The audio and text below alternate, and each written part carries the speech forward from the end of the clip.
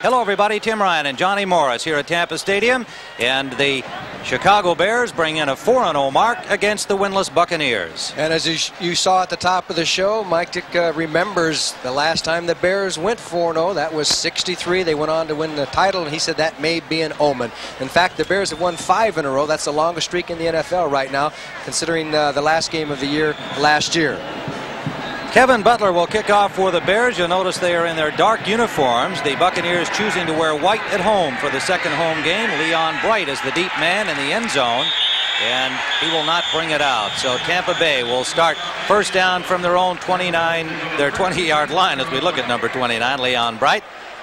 And the Buccaneers will bring out Steve DeBerg at quarterback. Number 17, James Wilder, the league's leading rusher, number 32, and their U-back, as he's called, a tight end, Jerry Bell, number 82. Carter and House, the wide receivers.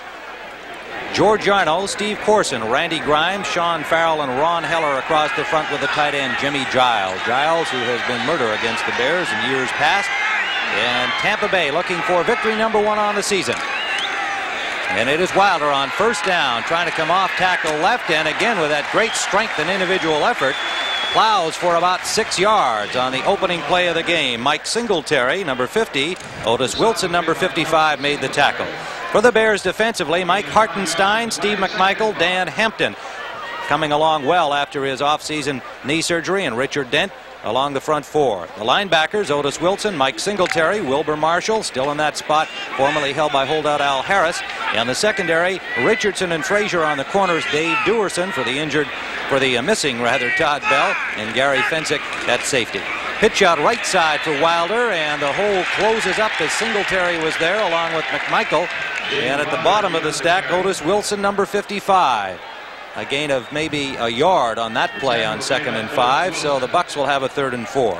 So the Bucs start out right what they do best, and that is give the ball to James Wilder, who either runs or catches passes. As you know, he leads the league in rushing. And the thing is, can they beat a Chicago Bear defense that does not give up run yardage consistently? They'll give you a big play once in a while, but it's tough to run consistently. Steve DeBerg, to beat the Chicago Bears, is going to have to throw that ball downfield. Wilder with 104 yards against the Lions last week in the losing effort. DeBerg has a man open, couldn't get the ball to him. A big rush by the linebacker Marshall. Giles, the intended receiver, and he was open. However, DeBerg backpedaling furiously with Wilbur Marshall in pursuit. Couldn't get the ball to Giles, so Tampa Bay will have to punt.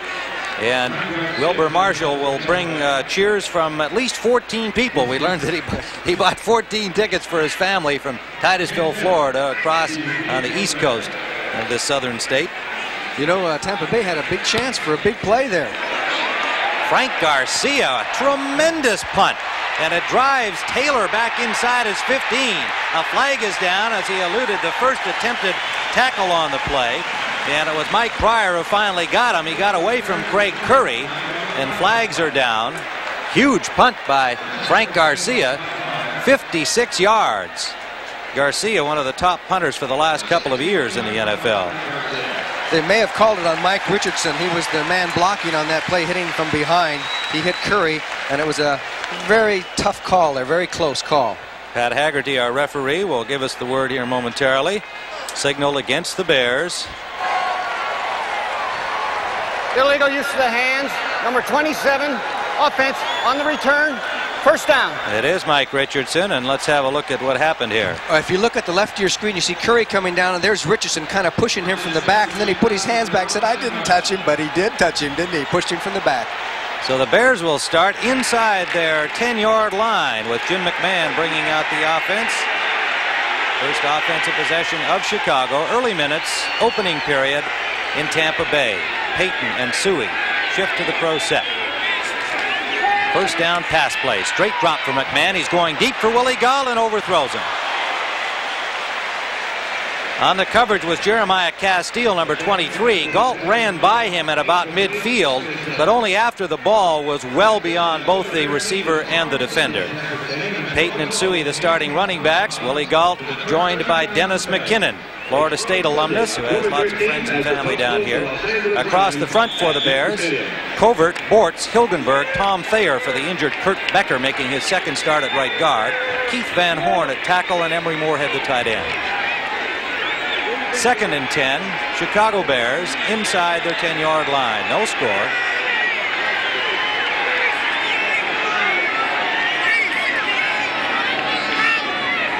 Long count by McMahon.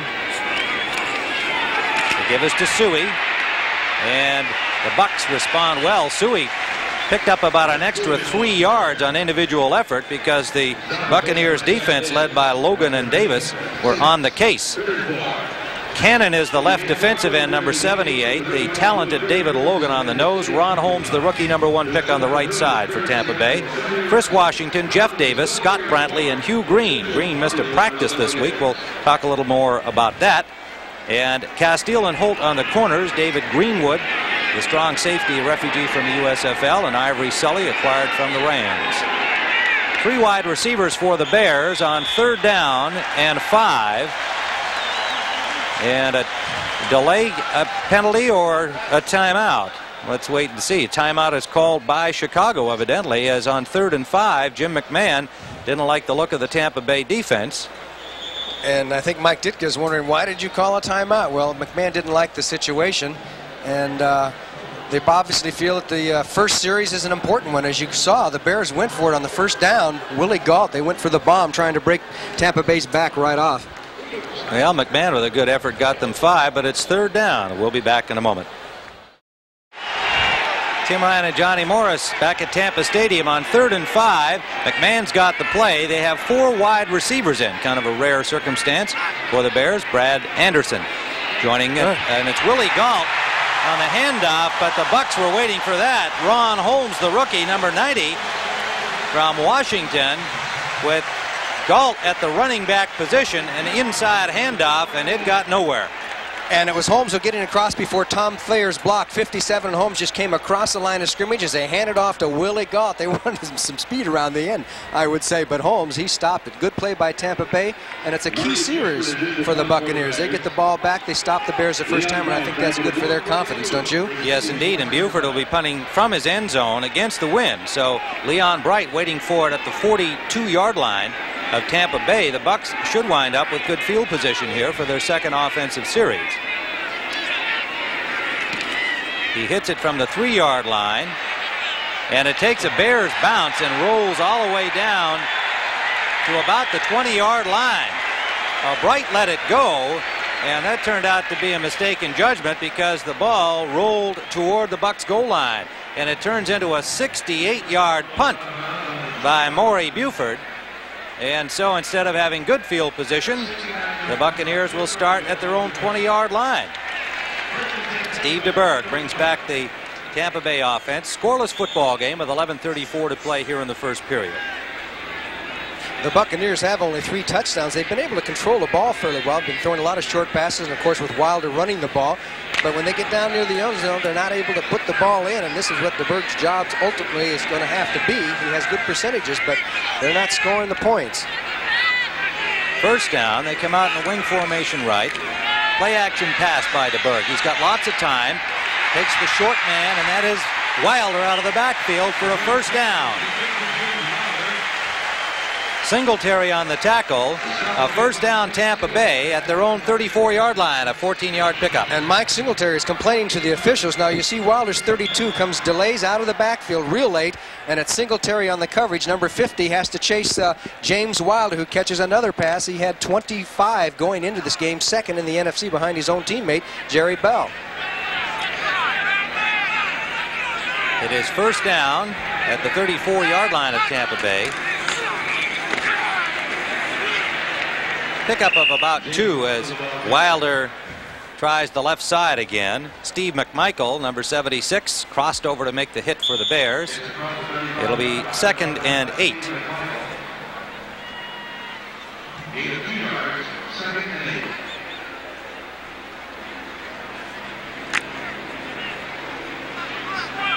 Second and 8.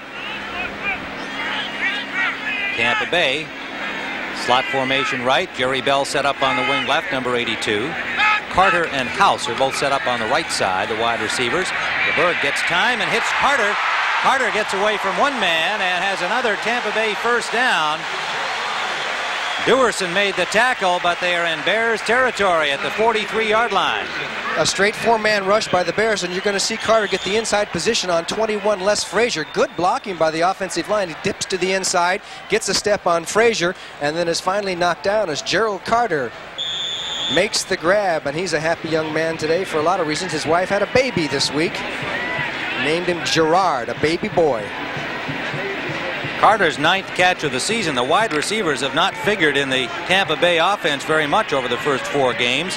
Kevin House, their explosive receiver who scored a touchdown on a bomb in the opening game, has caught only 5 passes in 4 games, and Carter had 9 coming into this one. DeBerg off quickly to the tight end, Giles, and another first down.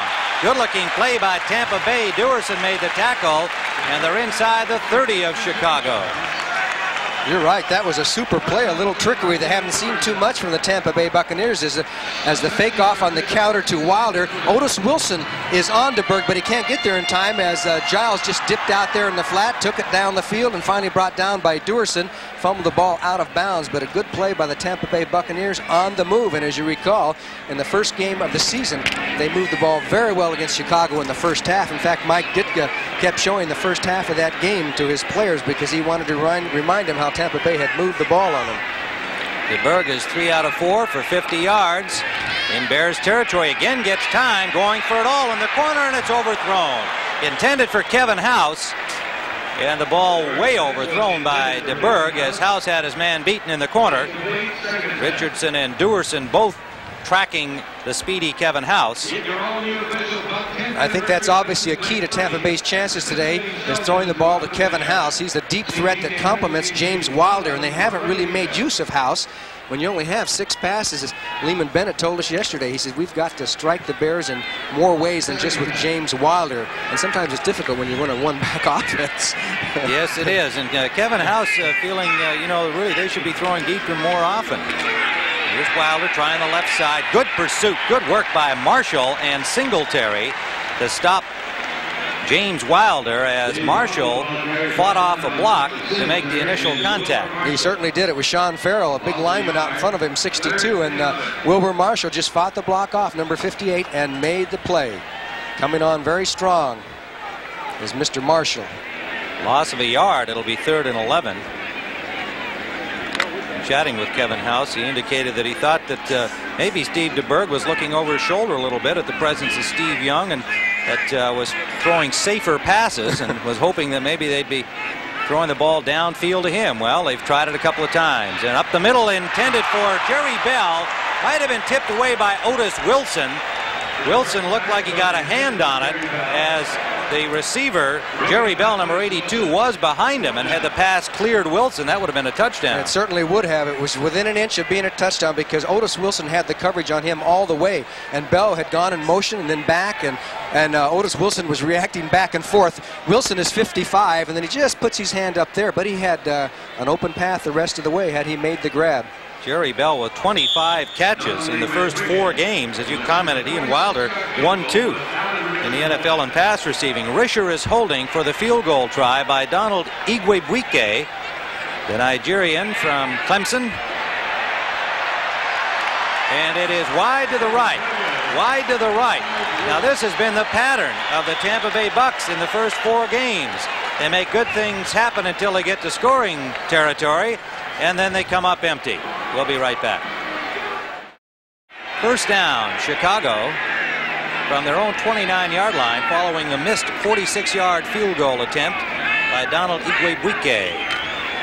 This is Payton, his first carry, and he is met at the corner by David Greenwood, number 30, the new strong safety from Wisconsin and the USFL, and had nowhere to go. What a play by Greenwood, because he had a big lineman, 57, Tom Thayer, on him. He beat off the block and made the tackle. Greenwood was also on the special teams. He says he didn't like the special teams so much, didn't he? He didn't like that too well. But he says he loves to play defense in the regular part of the game. Well, that first game that he was referring to, too, against the Chicago Bears in Chicago was a real hot afternoon, and he made his debut with the Bucs, having played his USFL season, wound up with 100-degree temperatures, special teams, and a full day of duty at strong safety. Off to Payton on the screen pass. Payton is met after a pickup of about 9 by Jeff Davis and Jeremiah Castile. Davis 58, Castile 23. That'll leave a third down and a long 2. Well, Walter has not carried from scrimmage yet, I don't believe. He gained only 7 yards last week. Has he carried from scrimmage yet today? Just the first down play here. Oh, the first down play, right. He's had 1 carry. And, of course, that is counter to what the Chicago Bears have done over the years. They have become a much more of a multiple offense. They have scored 136 points. They lead the NFL in scoring. And how long has it been since the Chicago Bears have led the NFL in scoring? And it's been with the passing game mainly. 3rd and 2. Play action fake to Suey. McMahon eludes Cannon, gets the pass off, incomplete. Looked like he just wanted to unload. Good coverage downfield. The tight end, Moorhead, the intended receiver, covered by the linebacker number 51, Chris Washington. So the Buccaneers again stop the Bears on 2 consecutive series. And I guess the question can be asked, are the Buccaneers like those Pirates who sneak up on you at night and try and steal one? They're 0-4. The Bears 4-0. The speculation they might look ahead to next week's game against San Francisco. So the Buccaneers so far at their most piratical. Buford will punt, standing at his 22-yard line. Leon Bright is the deep man at the Buccaneers 10-yard line.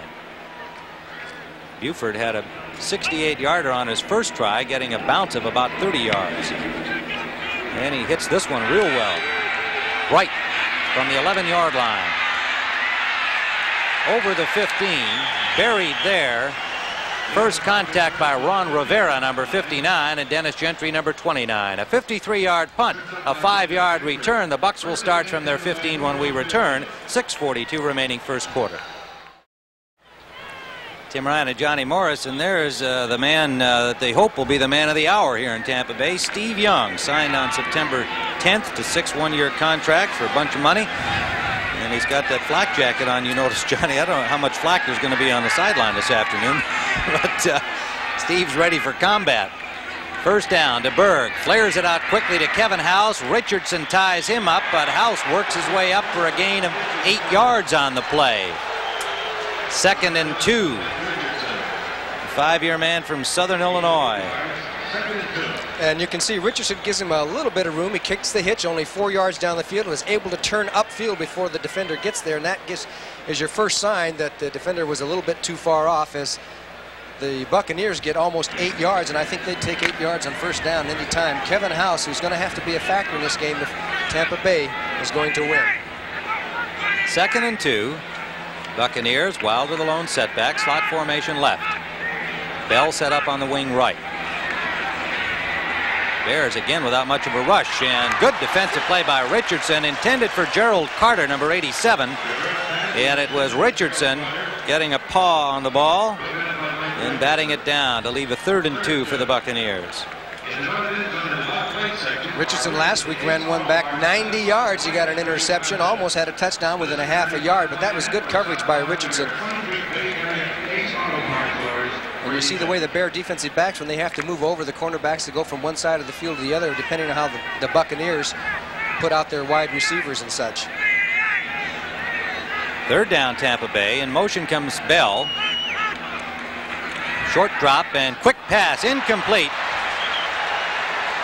The tight end Giles, I believe, the intended receiver. Bell and Giles were both there together. One turned in, one turned out. And the pass incomplete. So again, a similar pattern as DeBerg unable to keep the offense moving for Tampa Bay, and they will have to punt. Frank Garcia.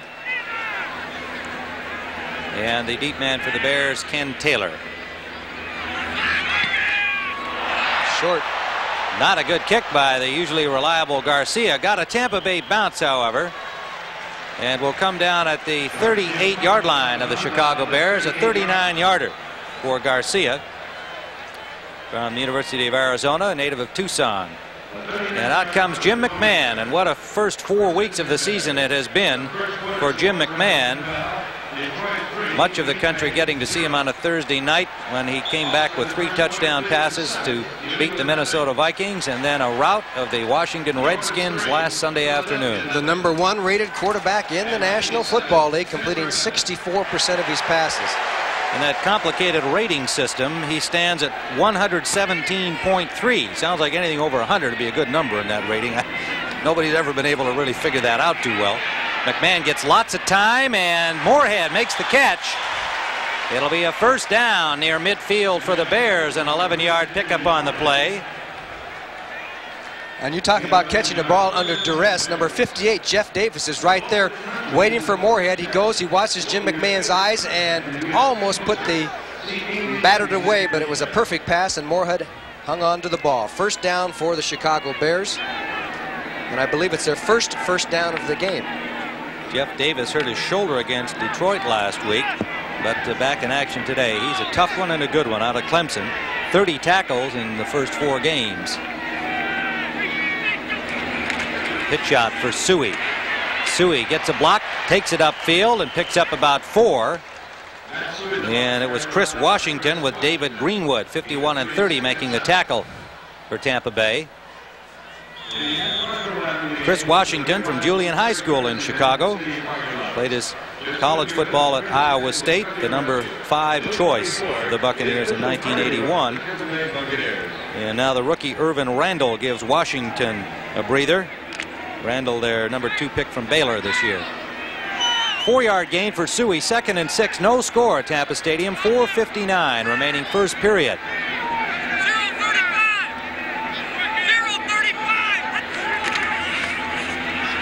Suey, good hole off the right side, will be short of the first down by about a yard as Hugh Green, number 53, made the stop. We talked earlier about Hugh Green, bit of a controversy this week. He missed practice on Wednesday, attended the meeting in the morning, and then just skipped practice and showed up the next day and chatted with Lehman Bennett. And when we talked to him here on Friday, he said, well, it's between me and the club. I won't comment on why I skipped practice, but the speculation centered around an article last week that appeared on United Press indicating that Green was unhappy with the style of defense under the defensive coordinator Doug Shively that didn't allow him to freelance and be more of an individual. But he would not say that that was the reason why he skipped practice.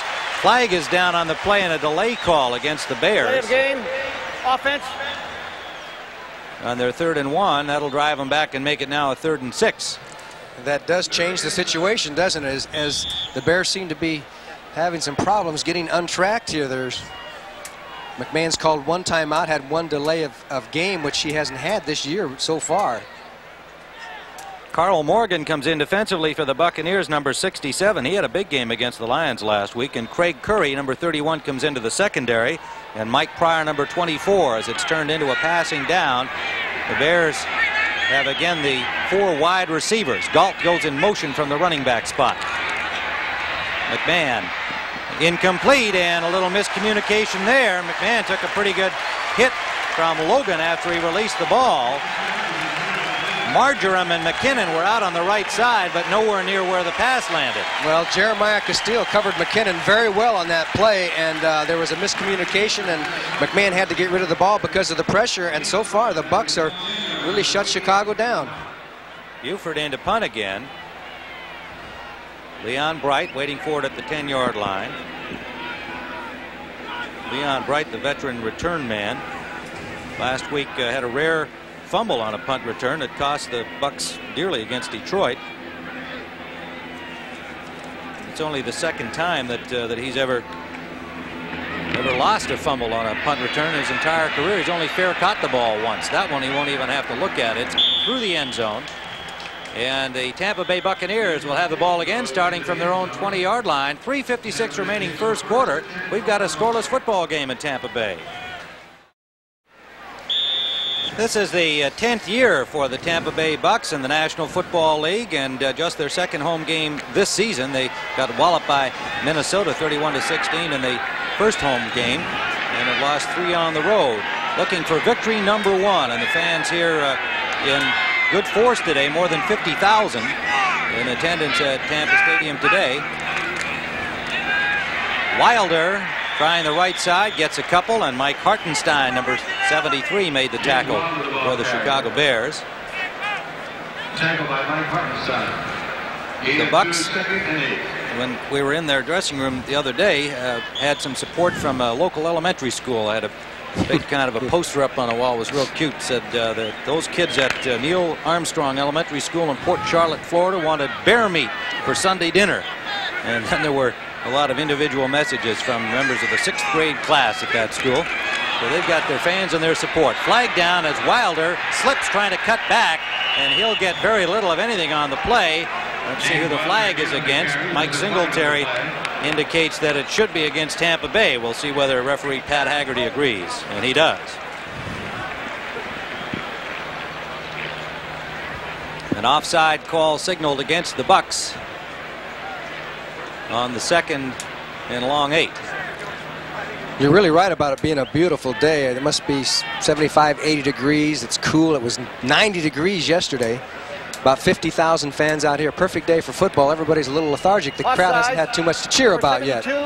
Offense declined. 3rd down. Steve Corson, the left guard, number 72, is offside, and the Bears decline it to leave a 3rd and a long 8 with the ball at the 21-yard line.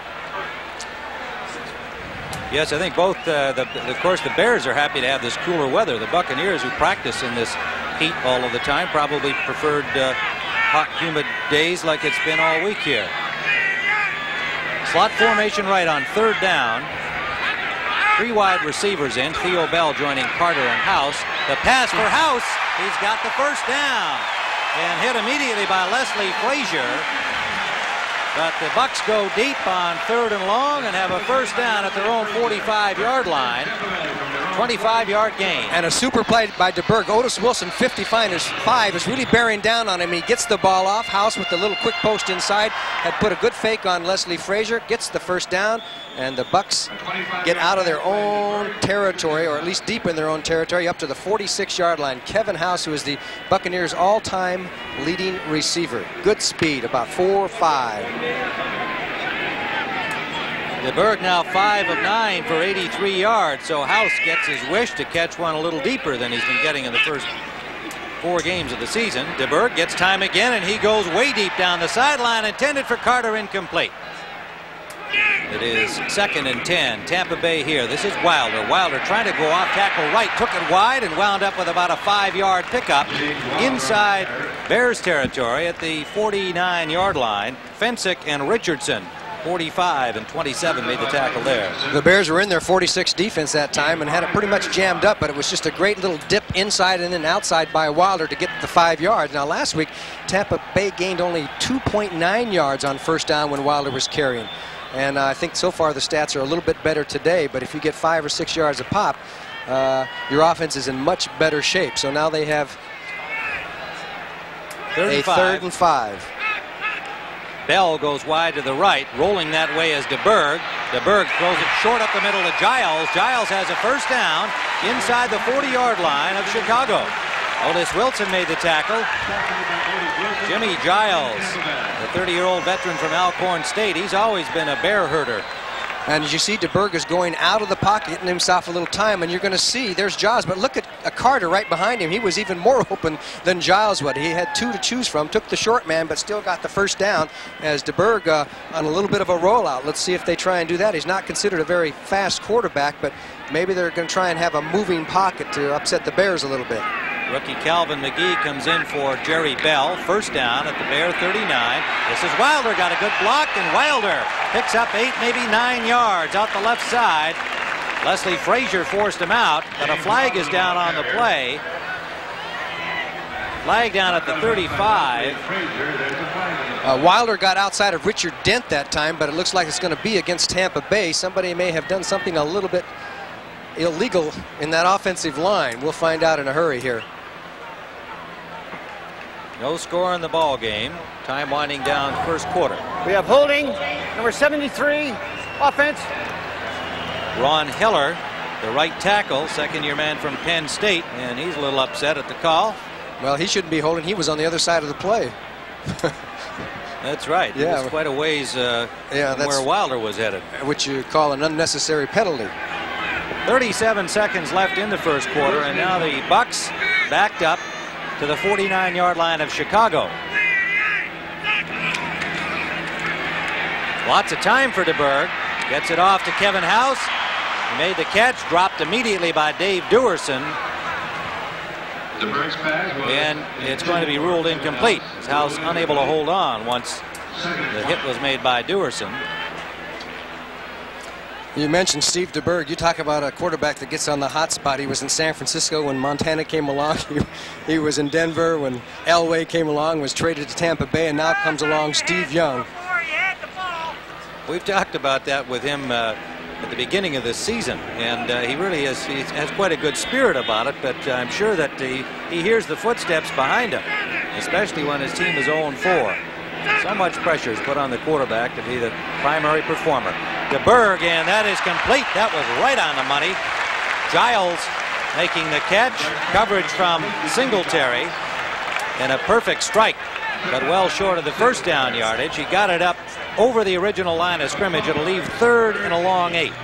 Okay, watch number 50. You get a key to the defense here. 50 is Singletary. He's running with Giles, who goes down into the outside, and it's tough coverage for a middle linebacker, and Giles makes the grab as the quarter ends. That's the end of the first quarter. So at the end of the first quarter at Tampa Stadium, we've got a scoreless football game. The Buccaneers have possession in Bears territory at the 38. Tim Ryan and Johnny Morris back at Tampa Stadium. A third down and a long 8 yards for the Buccaneers. Steve DeBerg brings them out. They're in Bears territory at the 38-yard line, no score. And early motion by Giles. Flags everywhere. DeBerg's pass is batted down. And it was Tyrone Keys, number 98, in at left end for Hartenstein. Now the question is, who moved first? Flags everywhere. If it's against the Buccaneers, this is just typical of their play over the first 4 games. They get something going, Johnny, and then something bad happens. They wind up going backwards. It looked like one of the receivers broke a little bit too soon, but then the Bears were offsides too. So Gary Fensick can't understand that when he was saying that one of the receivers went downfield. It was the receiver on this side of the ball. Giles did, but whether or not a Bear had preceded Giles or not is open to question. The officials indicate maybe that's the case. Now there's a discussion here. Pat Haggerty, number 40, is the referee. Walt Peters, number 44, is the line judge. So that would be his call. LJ, line judge.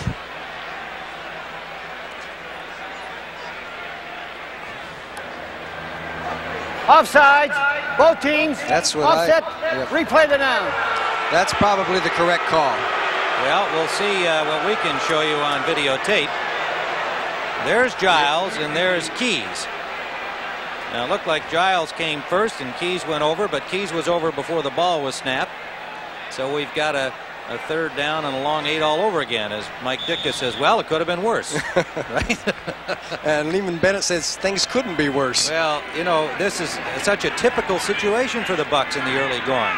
Lehman Bennett has never been 0-4 in his pro career as a head coach, and he's trying to adjust to this notion and try and get a win up on the scoreboard. DeBerg gets time down the middle for Giles, well covered. No opportunity to catch that ball with both Fensick and the linebacker Wilbur Marshall taking a long route back there. Make it Singletary, pardon me, Singletary. Well, let's watch the punt, then we'll tell you what happened last night to the Chicago Bears, as Garcia's punt will go through the end zone and out. We happened, our CBS crew, to be staying at the same hotel as the Chicago Bears here in Tampa, and 2 college soccer teams playing in a tournament here were celebrating either victory or defeat or both. All night they were celebrating. In the early hours. And I know that from 2 to 4, I didn't get any sleep, and apparently a lot of the Bears didn't either, and several of them got up and hollered out at the boys on the beach and complained. But I guess Bear players, being not so far out of college themselves, were understanding enough to not go out and make it any tougher on those youngsters. But no doubt they were disturbed. And I think part of it has to be, no matter what any coach says or can do, the Bears have had 4 good games in a row, and they've got to be looking towards San Francisco a little bit. It has to be a factor. Calvin Thomas in at fullback for Chicago, number 33. The give us to Payton, and Payton, nowhere to go, gets about 2, maybe 3 on his own. But excellent defensive work by the front of the Bucs defense with Davis and Washington, the linebackers, coming up to make the tackle. And you know what has been typical of the Chicago Bears so far this season is the fact that they have started several games out on a kind of a lethargic note. And all of a sudden it's been a big play. One week it was McMahon coming in and throwing the touchdown pass to Galt. Another week it was the Willie Galt's kickoff return. Earlier in the season it was Payton on some big runs, and then they trigger. So far, they have not triggered today. Last week, they trailed Washington 10-0 at this point in the game and scored 31 points in the second quarter. But not that way. McMahon intended for Payton, just badly off the mark, and good coverage again by the Bucs on the right side. Payton really had nowhere to go had he caught the ball. As they were reading it well, Brantley was out there right in front of him. So it is 3rd down and a long 8 for Chicago at their own 22-yard line. You know, and asking the Buccaneers about the heat, yes, they would have preferred to have a nice hot day like they've practiced in, and it's been a break for the Bears to have this kind of cool afternoon weather here, cool by Tampa standards in the 70s. But so far, they just have looked very sluggish. Reitman has come in at tight end, number 80 for Chicago. In motion goes Marjoram, number 82. 3rd down play. Pass complete and dropped. Will it be an incompletion or a fumble? Marjoram was the receiver, and we're waiting for a signal. Washington got the ball for Tampa Bay, and it's going to be Tampa Bay ball. There's Washington. He made the hit on Marjoram and grabbed the ball. And Marjoram out of motion there is wide open. Would have had the 1st down, but here comes Washington with the hit. He got crunched from both sides. Boy, did they. Hugh Green was in on it too, and they bolted that ball loose, and Tampa Bay has recovered. That's typical of Tampa Bay Buccaneer defensive football. Give you the short pass and come up and bang you, and that's what they did to Marjoram. Chris Washington from Julian High School in Chicago, and I'm sure he enjoyed that a little extra specially. I bet his family did back in Chicago too. 1st down from the Bears 30. Let's see what DeBerg can do. The pass is complete to Wilder, and he is down, got up and ran, but he was hit by Singletary, and they will spot it back at that point after a gain of 3 yards. It'll be 2nd and 7 at the 26-yard line of the Chicago Bears. Ironically, it shows you how little things mean a lot. That time, if the pass had been better, Wilder would have caught it in stride, would have had a big gain. But the pass was low, and he had to dive for it, and still got some yardage out of it. But a little bit better pass, and they would have had a big play. So it'll be 2nd and 7.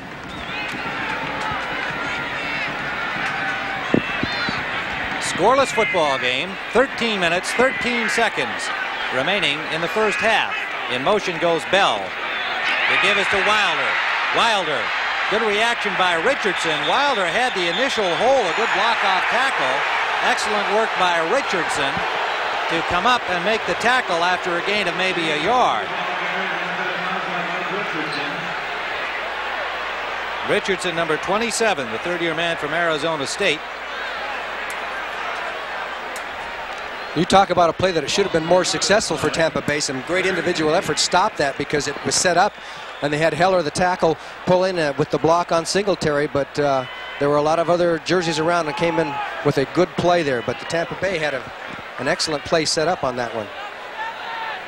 William Perry had made his first appearance defensively for the Bears. He now goes off, and Keys comes on at left defensive end. Michaels had played outside for a play or two with Perry at tackle. 3rd down, let's see what blitz they can do in this circumstance. The blitz is on. He sails it up for Giles and makes the catch. And a 1st down at the 4-yard line. Fensick made the tackle for Chicago. DeBerg delivers the goods. 23-yard gain, 1st and goal from the 4. Oh, yes, they are throwing downfield this week as the Bears came with the blitz, a defensive back on the outside. All came down to the fact that 45 at the top of your screen, Gary Fensick had to cover Giles man for man out there. And the pass, even though it floated a little bit, it was high, and Fensick make the tackle, but not before Giles makes the grab. And Steve DeBerg, a happy young man, as the Buccaneers have a chance to take the lead. Well, you got to pull for this 9-year veteran from San Jose State. We've commented that in 3 different circumstances he's had the young quarterback behind with a lot of hullabaloo, and now it's Steve Young. DeBerg would love to get them into the end zone. Play action to the corner, incomplete, intended for Carter. Good coverage by Richardson, and DeBerg threw that one away. It'll be 2nd and goal. Well, you know, the past couple of games, Tampa Bay's been down at the 3, the 5-yard line. They haven't been able to punch it over by handing it to Wilder. So it looked like there was a little different strategy. Throw the ball on 1st down, and that's what they did. They've only scored 3 touchdowns in their last 14 quarters of play. Offense has just been stalled and stalled and stalled. DeBerg is 9 of 18 in this game, 131 yards. And we've played just a little more than a quarter. 2nd and goal. Wilder the lone setback. Long count. Short drop. Intended, I believe, for Carter again. Flag down. DeBerg took quite a shot from Wilbur Marshall coming from the right side, or Keys make it. It might have been, no, Keys, I'm sorry, was the one who tipped the ball. And DeBerg slow to get up. I believe it was Marshall who got the hit on DeBerg. The way I saw it originally. We cannot have pass interference. Well, there's Pat Haggerty saying the ball was tipped, and that was Tyrone Keys who got the hand on it. It looks like he might have gotten hit in the head from the way they're reacting. It was just a quick pass. You'll see 98 Keys bat the ball away. He didn't get hit. He got hit low, unless his head bounced off the turf or something. Yeah, he took that right in the midsection as Marshall came free, and so DeBerg being attended to. 11:45 remaining in the first half, and we are still scoreless with a 3rd and goal at the 4-yard line. 3rd and goal from the 4. DeBerg on the sidelines. Apparently had the wind knocked out of him. Alan Risher is the quarterback, number 7 from LSU and the USFL in his first year with the Bucks. And the give is to Wilder. Wilder dipsy doodles and gets to about the 2-yard line. Dewerson came up and forced the play, and Wilder took it inside on good effort, picked up about 2 yards.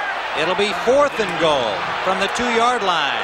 And on comes the field goal unit to the boos of the crowd.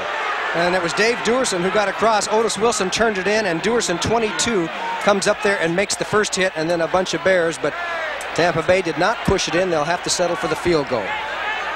Risher will hold, the ball being spotted at the 9-yard line. A 19-yard try from the hash mark by Donald Igwebuike from Clemson.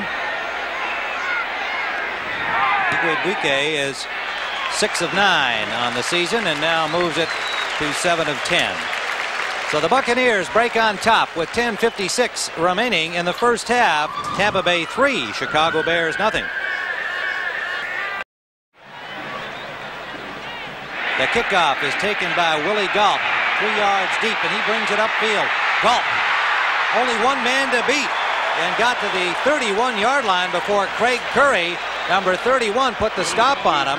Only the kickoff man, Igwebuike, was waiting back up at midfield. Well, they're not afraid to kick to Willie Galt, and they should be after last week and the tremendous speed that he has. He got some good blocking by the horseman up front, breaks a tackle here, and it's Curry was the only man that was going to stop him unless the kicker stopped him, and the odds were against that.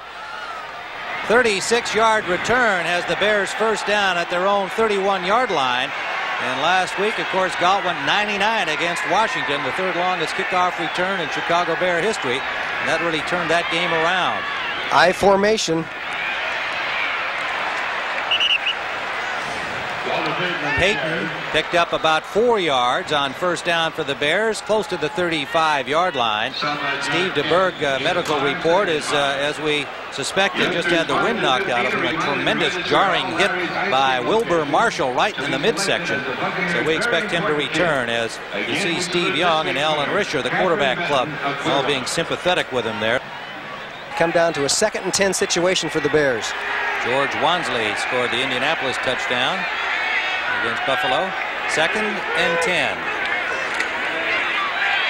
McMahon up the middle. It's complete.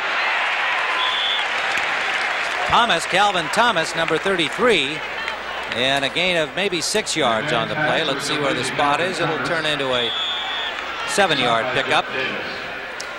Tampa Bay has been blitzing a lot in previous games, but they haven't blitzed all that much today. And I was talking to Jim McMahon yesterday. He said, I hope they blitz, because he loves to check off, call audibles, take advantage of blitzes. Now, so far, Tampa Bay's strategy has not been to blitz too much. They're going with a 3-4 or sometimes the 4-man front in the passing situation. So we'll see how that develops. 3rd and a long 2. They've got Andy Frederick in as an extra blocker. And now McMahon doesn't like the look of that Bucks defense and calls timeout. The second one in this half. And Mike Ditka not thrilled with that at all. They're down to 1 here in a 3-0 game with 8:51 to go in the first half. You don't want to surrender timeouts. 3rd down and 2 for the Chicago Bears. And this is the big play for the Bears. Big play.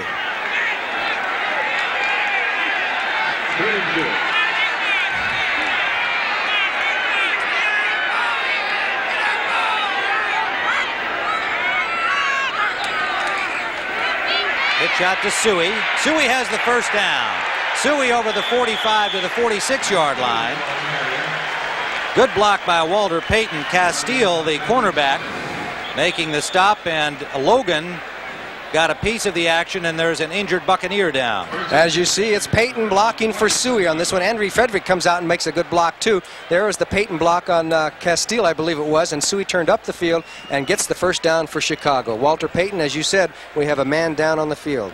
Ivory Sully is the injured Buccaneer player. Sully came over from the Rams in a trade. 7-year man from Delaware. And he is clearly in some pain as the training staff works on Sully. And he's played pretty well for Tampa Bay. He's made some key tackles. He'll really jolt you. He's a hitter. He had 20 tackles coming into this game.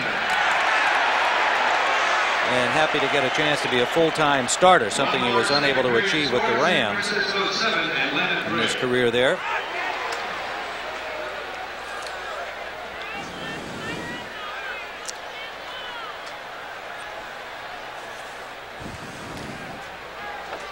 .8:37 to go first half. Bucks lead it 3-0. Well, we're happy to see Ivory Sully on his feet, being assisted off the field, but apparently all right. And kind of a strange football game so far, and certainly a listless Bears team at 4-0. Some people expected maybe they'd be flat today and looking ahead to San Francisco, but that always sounds like a cliche to me. If you're 4-0 and the other guys are 0-4, it should be easy to get up. Yes, they look like they're a little bit flat, but you got to give some credit to Tampa Bay. The team has played very well on defense, and I think this drive here is going to be very important, Tim, because the Bears, this is the first time the Bears have showed some semblance of moving down the field. They really haven't opened up their offense. No, they really haven't. That's been a big difference. McMahon hasn't looked super sharp. A couple of passes a little off the mark. But again, as you say, credit to the Buccaneers defensively. But the Buccaneers offense has been similar to what it's been through the first 4 games. They've made some good plays, moved down the field, and so far have only been able to come up with the 1 field goal. And they were first and goal from the 4-yard line, had to settle for 3 points. And let's see what Chicago does here. They are at their own 47-yard line. Play action. Good heat on McMahon, and he just got it away, and they're going to call him for deliberately grounding that football. The charge was led by the blitzing linebacker Washington, and number 78 John Cannon, who Lehman Bennett told us has been one of the most effective of the Bucks defenders through the first 4 games. Number 78 from William & Mary. Intentional grounding. You also lose the down on that. So the Bears will have a second down situation as McMahon was under pressure. Cannon from the outside, from the inside. Washington from the outside, Cannon from the inside, and McMahon obviously dumped it off to avoid the sack. So it's a good call. And now the Bears are in a long passing situation. It'll be second down and 22 yards to go from their own 35-yard line, and you can see that the Bears have not had good field position and have done literally nothing with what they've had.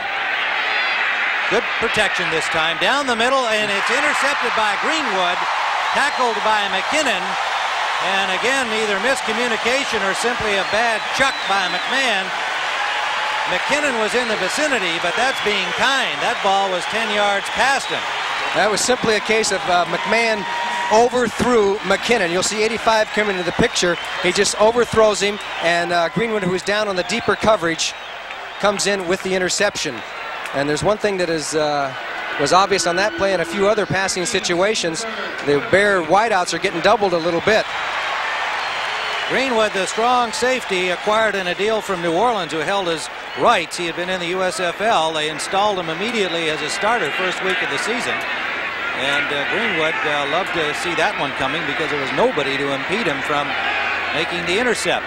So DeBerg back in action after being clobbered by Marshall on first down. It's complete to the tight end Giles, and Singletary, the man beaten on the play, catches up to make the tackle. But the Buccaneers have a first down at Chicago's 41-yard line.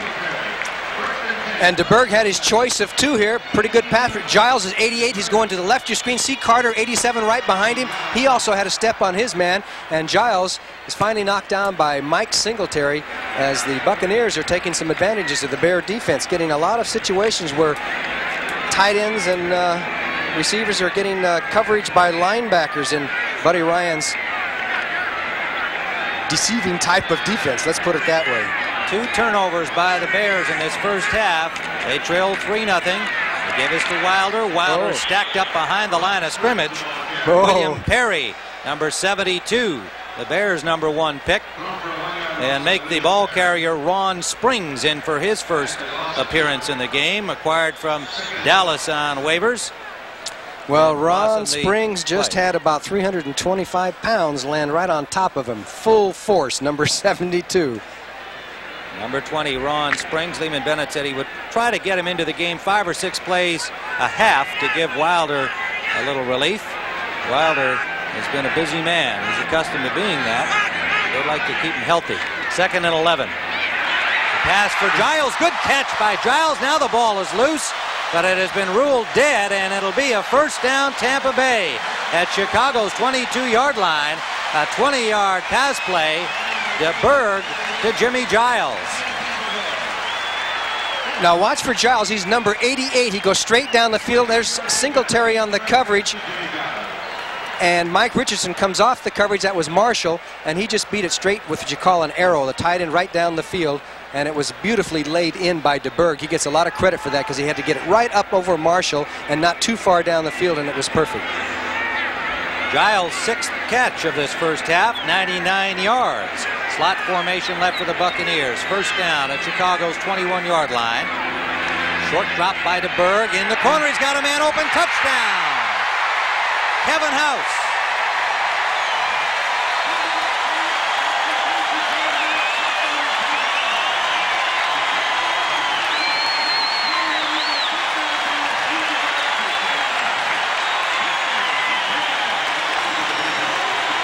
We've seen this young man burn the Bears before, and DeBerg got it downfield to him this time, Johnny. It was Mike Richardson on the coverage. And watch what happens here. I think he believes that he's going to go to the out pattern there as he watched the quarterback and got fooled, and it was into the end zone. Touchdown for Kevin House. And he said he was going to be a factor in this game yesterday. He told us he was, and he was right. Here's a miscue. Well, Igwe gets to carry the ball, or at least lie on it, back at his own 34-yard line.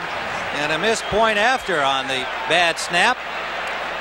The punts at the kick center is Ken Kaplan, number 79. So a miscue by the Bucks cost them a point. Let's see it again. It's a little high. Boy, I'd say a little bit high, wouldn't you? I would say his fellow countryman Elijah Wan couldn't have caught that one if no, he had been I don't think the so. holder on the play. Oh, boy. Completely fooled Risher. Now, he could have tried to maybe scoop this one up because of the fact that the ball's a dead ball. You can't not lose it, and you're better off to try and scoop it up and maybe run for a touchdown, or for an extra point, but I don't think he wanted to do that. Not a lot of experience There's at that. There's Kevin House. Number 89 had a touchdown pass on a bomb in game 1 of the season in the losing cause at Chicago. And this time widens the lead to 9-0 for Tampa Bay. So the Buccaneers trying to give their home crowd a victory here, their first of the season. They've lost once at home, 3 times on the road. And with 6:22 to go first half, they now lead 9-0. Willie Galt and Dennis Gentry are the return men for the Bears. It'll be Galt in the end zone.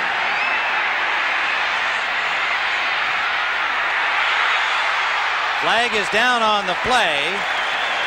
And a good recovery by Irvin Randall, the linebacker, to make sure that Galt did not get to the sidelines. The penalty may well be against Chicago. 28-yard return by Willie Galt. Make a big difference on field position, too. You take it from that point, the Bears will be coming out from the shadow of their goal line. Number 23. Illegal use of the hands on the return. Gale.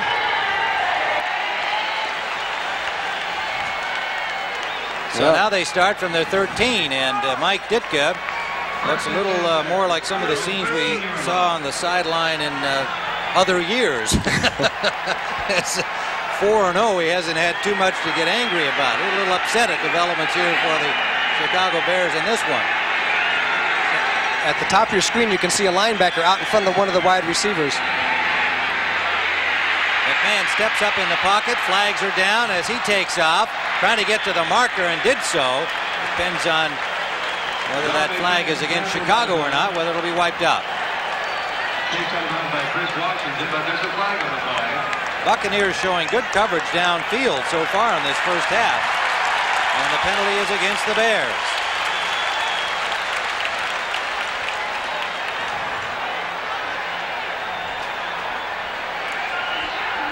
Referee Pat Haggerty will give us the call. Haven't seen a signal as yet. This is about the time that Ditka wants to get in that game himself. As you know, he's calling the plays this year. Holding, number 74, offense, still first down. Jimbo Covert, who missed last week with a kind of a sore back and neck. He's back in there, really one of the top NFL linemen there is in the game right now, out of Pittsburgh. So it's going to be 1st and 15 from the 6-yard line. And Tampa Bay has just dominated this first half in every category.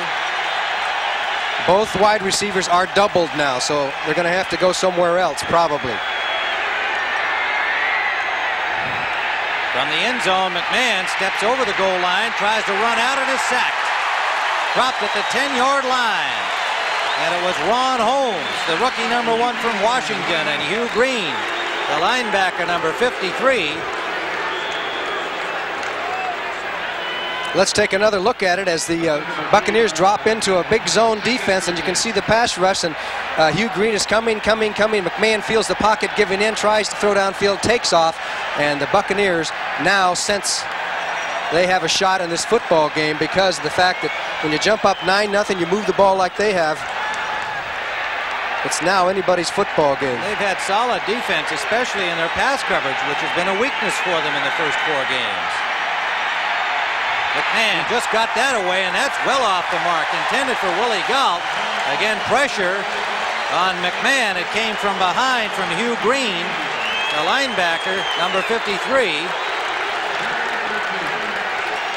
Maybe Green should skip a practice every week. He's been involved in a lot of pass pressure so far. McMahon really took a shot on that one. You could hear him yelling at his offensive lineman. He said, "What's going on here?"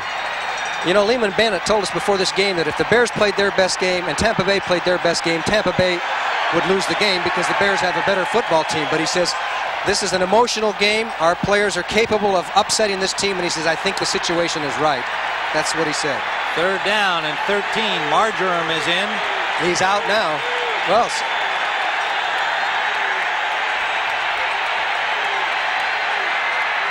3 wide receivers. Rolling is McMahon. A flag is down. McMahon takes off. And McMahon will be short of the first down. Knocked out of bounds at the 19-yard line. David Greenwood, number 30. He's been a factor in this first half defensively.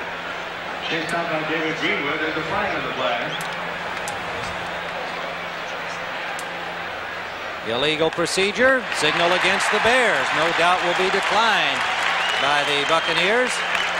Well, when you see penalties in order like that, it's a sign the team has lost a little bit of its composure. And I think that's what happened to the Bears when you have, I think they've had a penalty on every play of this series. Well, that brings the crowd alive here at Tampa Stadium, 50,000 strong. 5:02 to go first half. Buford into punt. Leon Bright, number 29. He dropped a couple last week. He doesn't usually drop them, but he did twice last week. Lost a fumble, only the second time in his career that's happened, and hurt his knee on the play. But ready to go again today. He can be dangerous. With a 58-yard return last week.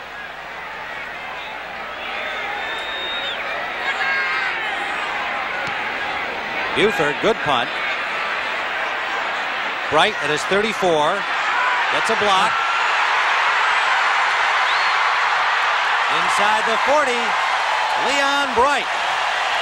Buford, the punter, made the tackle. And the Buccaneers in good position again. A 47-yard punt, but a 27-yard return. Here's a man with a lot of guts. He always disdains the fair catch and decides he's going to take off, and he gets inside. The Bear contained man there was Sean Gale, and he was knocked out, and there was no support from this side as Bright goes up the field, gets a couple of key blocks, and it's Maury Buford, number 8, the punter, who had to make the tackle, or Bright would have been gone for a touchdown. But nevertheless, the Tampa Bay Buccaneers are down to the Bears' 37-yard line, already leading 9-0. Bright has only called for a fair catch once in 137 tries. I think first down. DeBerg brings out the Buccaneers. They're on top 9-0. Down the middle, it is incomplete. Intended for Carter. 2 Bears there, Dewerson and the linebacker Singletary. 2nd and 10, Buccaneers. Wilder trying to get wide. Good defensive play by the Bears. Dent, number 95, had a hand on him and forced him into traffic where Singletary brought him down, and there'll be little if any gain. In fact, it looks like about a half-yard loss. 3 wide receivers for the Buccaneers on 3rd and 11. Quick pass up the middle to Giles. Giles has a first down at the 25-yard line. Otis Wilson had the coverage. DeBerg and Giles are killing the Bears in this first half. The Bears try a little crisscross on their pass rush. 76, McMichael got free, but the pass was so quick as Giles just broke away from Otis Wilson and found the hole. And Jimmy Giles, who will go game in and game out sometimes without catching passes or being a factor, then all of a sudden he becomes a big factor, especially against the Bears. He's had some big games against the Bears. All right, now, would Todd Bell be a factor in this game with this offense of the Buccaneers? And your comment, and then we'll come back to the Todd Bell situation. Obviously, Todd Bell would be able to help the Chicago Bears. He's such a versatile football player. Look at this. Straight ahead. Wilder picks up about 6 yards on the play inside the 20. And a good block by Ron Heller, 73. He pulled from his tackle spot and led right through the hole, which was a gaping hole, and Wilder followed him through. And this is the kind of sign that you get. There was some movement there. As soon as there was contact, immediately the Bears were back about a yard. So right now, the Buccaneer offensive line is really kind of out-muscling the Bears. Wilder has 20 yards on 11 carries. Cliff Thrift has come into the ball game defensively for Chicago. Frazier, the cornerback, has come out. So 4 linebackers for the Bears. Wilder is stacked up right at the line of scrimmage, and there'll be little gain on that one. Tripped over his blocker, Ron Heller, as the Bears just piled up everything along the line of scrimmage. It'll be 3rd and 4. Point about Bell being as the trade deadline is next week. Bears fans know the situation. Publicly this week, he and his agent, Howard Slusher, indicated that they'd like to be traded. They want an opportunity to go and earn the money they think they're worth elsewhere. The Bears, Jerry Venisi, the GM, says they've made their offer they think is a fair one. They're not about to bend on that. And there is no trade in sight. So the likely circumstance is that Todd Bell may wind up sitting out the season. A valued member of the #1 defense last year. 2 minutes to play. First half, Bucks 9, Bears nothing. 2 minutes remaining first half, and unhappy looking Mike Ditka. His team has done literally nothing in the first half, and it shows on the scoreboard.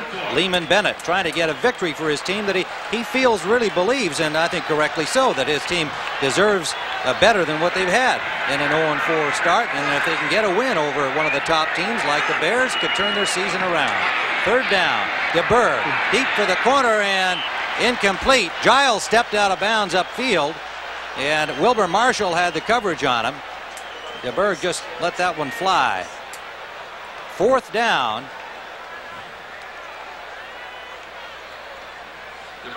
So again, the Buccaneers with a good opportunity territorially failed to come up with a touchdown. They have one in this half, and they're in front, but this still fits the pattern of the first 4 games. Igwebuike's field goal attempt is good.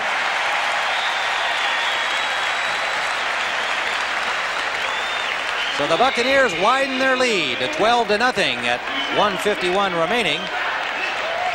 Second field goal of the afternoon for the Nigerian from Clemson, Donald Igwebuike. I think it's very significant that we'll have to find out Wilder's statistics, but the Tampa Bay Buccaneers have diversified much more in the first half of this game than they have throughout the early part of this season.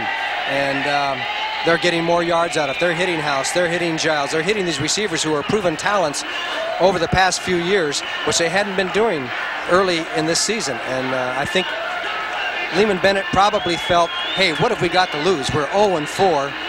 Let's not plod down the field with James Wilder. Not that he's a plodder, but what I'm saying is with one weapon, let's try our other weapons. And I think even if it backfires, I think he had nothing to lose, and it's worked out for him. But I think the big thing is the emotional factor. I think it's really tough. Mike Ditka showed that Tampa Bay first half, as I mentioned, to his team, trying to offset a letdown. And no matter how good a football team is, there are ups and downs to a season. When you play 16 games, you have ups and you have downs. And right now, Tampa's on an up, the Bears on a down. And you can see it. You can see it on the football field. You know. Igwebuike kicks it off for Tampa Bay. A short kickoff comes down at the 5-yard line. Dennis Gentry takes it up the sideline. And Gentry with a good return over the 40-yard line. Buccaneers special team gave him a little room outside. Craig Curry finally knocked him out of bounds. And they're going to spot it at the 43-yard line, a 36-yard return. Here's a situation where Dennis Gentry headed towards the middle and then just left his blocking, said, I'm going to freelance this one and get some yards. And he did get some yards with a nice move there on Curry, and is finally knocked out of bounds. The Bears in pretty good field position and obviously would like to get on the board before halftime. And I think the Buccaneers have to be wary of giving up the big play to inspire this Bear team. They're probably going to give little by little. 1:43 on the clock.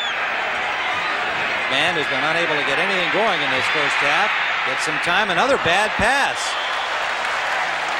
It was over the head of McKinnon and in front of Reitman, the tight end, number 80. So it is 2nd and 10. The clock stopped with 1:38 to play. Watching the Buccaneers practice, it was clear that that their pass attack was going to be a factor, Johnny, and that they were getting the ball downfield in practice. And when Kevin House said, gee, I think that DeBerg has had some opportunities to throw it deep, and he hasn't been throwing the long ball. He's been maybe a little too cautious. I think things are going to be different this week. Well, we've seen the evidence, and the Tampa Bay Buccaneers are loaded for bear literally today. 2nd and 10. Flips it off to Suey. Suey, number 26, will have the first down over midfield, tackled from behind. 1:28 in counting, and it was Holmes and Castile and Washington all there to pull down Suey. Now here comes the factor of McMahon having to call a couple of timeouts early in the game. It's going to hurt him right now in this drive. Out of the shotgun, he gets time again, goes short once more to Suey. Suey close to the first down. Hugh Green drives him back as Brantley made the initial contact, number 52. 1:03 in counting. Frederick in at right tackle for Van Horn. We had no injury report on Van Horn. Lots of time for McMahon, only a 4-man rush. Now up the middle, and it is tipped away and almost caught on the deflection by Willie Galt, but it is incomplete. Scott Brantley got a hand on it. The pass was intended, I believe, for McKinnon. And then Brantley got a hand on it. And good reaction by Galt. Nearly came up with a reception. 44 seconds remaining. He did almost come up with the reception, but the Buccaneers almost had an interception, as you'll see a whole bunch of white jerseys around that ball. Almost. Number 31 is Craig Curry there to make sure that Galt didn't have a full opportunity to catch the football. Jimbo Colbert in the center of your screen. He missed last week's game with back spasms. Frederick played for him, but Colbert back in action. Third down and short, 3 wide receivers in for Chicago. Payton has the first down. 39 seconds and counting. Hurry up offense. Cannon made the tackle on Payton. First and 10. Holmes takes his time getting back, using up some seconds for the Buccaneers. McMahon out to the sideline. Suey out of bounds at the 31-yard line. 22 seconds on the clock. Greenwood on the coverage out there. Do they have what, one timeout left? One timeout left by our count. Yes, that's the number on the board as well. And Mike Ditka sends in Ken Marjoram with the play. Buccaneers have all 3 of their timeouts, which probably will not be a factor with 22 seconds on the clock. Extra down linemen in. Carl Morgan and Don Fielder and Chris Lindstrom have all come in on the front line of the Bucs defense. 2nd and 5 for a first down. And we may have... The Buccaneers have called a timeout. They were confused on defense as to what they were going to play on defense. They had 12 men on the field, and Scott Brantley went out there and started counting, and he can count to 12, and he saw that there was one too many, so he had been sent into the game. 52 Brantley. He said, no, I shouldn't go in. They said, get in there. So he got in, and then he started counting and finally got back off the field. And there the coaches are saying, no, it's 11, not 12. He said, no, it's 12, not 11. I'm just teasing. They got it together. 2nd and 5, 22 seconds on the clock. Ball at the Tampa Bay 31-yard line. Suey out of bounds. Close to the first down marker at the 27-yard line. Mike Pryor drove him out. Number 24. There's another Chicago connection from Marion High School in Chicago. Played his college football at Illinois State. Number 24 of the Buccaneers. Also a great baseball player. The Dodgers drafted him. Okay, we have 15 seconds left in the football game, and there's young Kevin Butler waiting to see if he's going to have a chance to put 3 points on the board for the Chicago Bears before halftime. Score 12-0. 3rd down situation.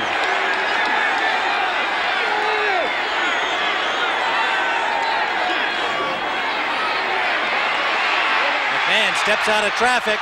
He'll run it. Stays inbounds. And now out of bounds inside the 15 at the 13-yard line.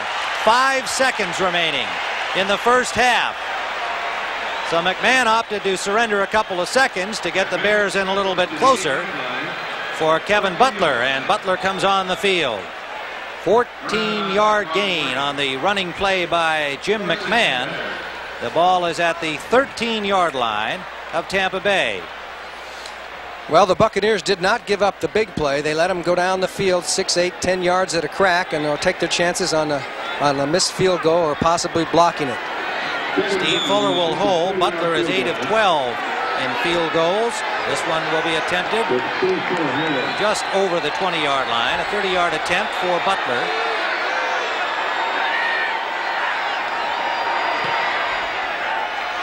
And he's got it. So the Chicago Bears, with 1 second on the clock, are finally on the scoreboard. They have been an offensive machine through the first 4 games of the season, but today, as Ditka wipes the sweat from his brow, they have been impotent, to say the least. They finally got 3 points on the 30-yard field goal from Butler with 1 second to play first half. Tampa Bay has shut them down defensively and done enough offensively to earn their 12-3 lead. Well, I think the key for Tampa Bay is that Lehman Bennett's going to be able to go in the locker room at halftime and say, hey, I told you we can beat these guys. And, you know, that's something that they haven't had a chance to talk about when you're 0-4 and things have been going very poorly. It's certainly got to be an inspiration for Tampa Bay. I don't think the Bears are going to kick off to Leon Bright, would you? I would imagine they'll probably, on this kickoff, just do some kind of a squibber. You know, Bennett was interesting in saying that when they went into Chicago the first time after he'd watched the Bears on film from the preseason, he said, you know, I really thought we were going to win that game. He said, I'm not saying we're a better team, but I really believed we'd win the game. They go up 28-17, looked like they had it won. Bears came back and beat them. He says, they're a better team now, though. I have to also admit that. 4 games later, they're playing to their ability. And it's going to be tough out there today. But you're right. He talked about the fact that, hey, all things being equal, sure, the Bears are a better team. But our team is ready to play and beat them. And so far at 12-3, he's got his club in front at halftime as Butler kicks it deep. He comes down at about the 4-yard line. Leon Bright will have a chance, but not much of one. He ran right into the frigid air. And Perry flattened him at the 18-yard line, and that's the end of the first half.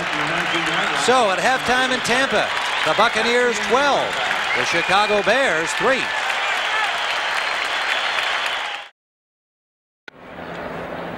You can imagine what Mike Ditka must have said to his football team in there at halftime, because he is a motivating type of coach. He won't let anything hang back and be kind of casual. He'll say what he thinks. As you know, he's broken a few hands on lockers. So we'll see if what he said in the locker room worked. On the other side of the field, of course, Tampa Bay coach Lehman Bennett, he had his things to say, and you know, must have been pretty nice things, because his team is up 12-3 after an 0-4 start, so his team has got to be inspired. We'll see what they do with James Wilder. It'll be very interesting to see how they handle the James Wilder situation now that they have the lead on Chicago. But the Bears are going to have the ball first.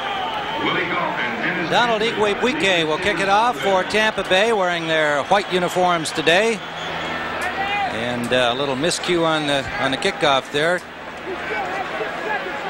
Apparently down in the end zone, whether it's the netting behind the post, not sure what, but the officials are holding up play here momentarily as Igwebuike was just about to pound that ball toward these two young men, Galt and Gentry, for the Bears, waiting for it near the goal line of Chicago, and now we're ready to go. 12-3, Tampa Bay lead. The unbeaten Bears, the winless Buccaneers. And Galt will not bring it out. Well, you heard Johnny Morris refer to some of the stats from the first half.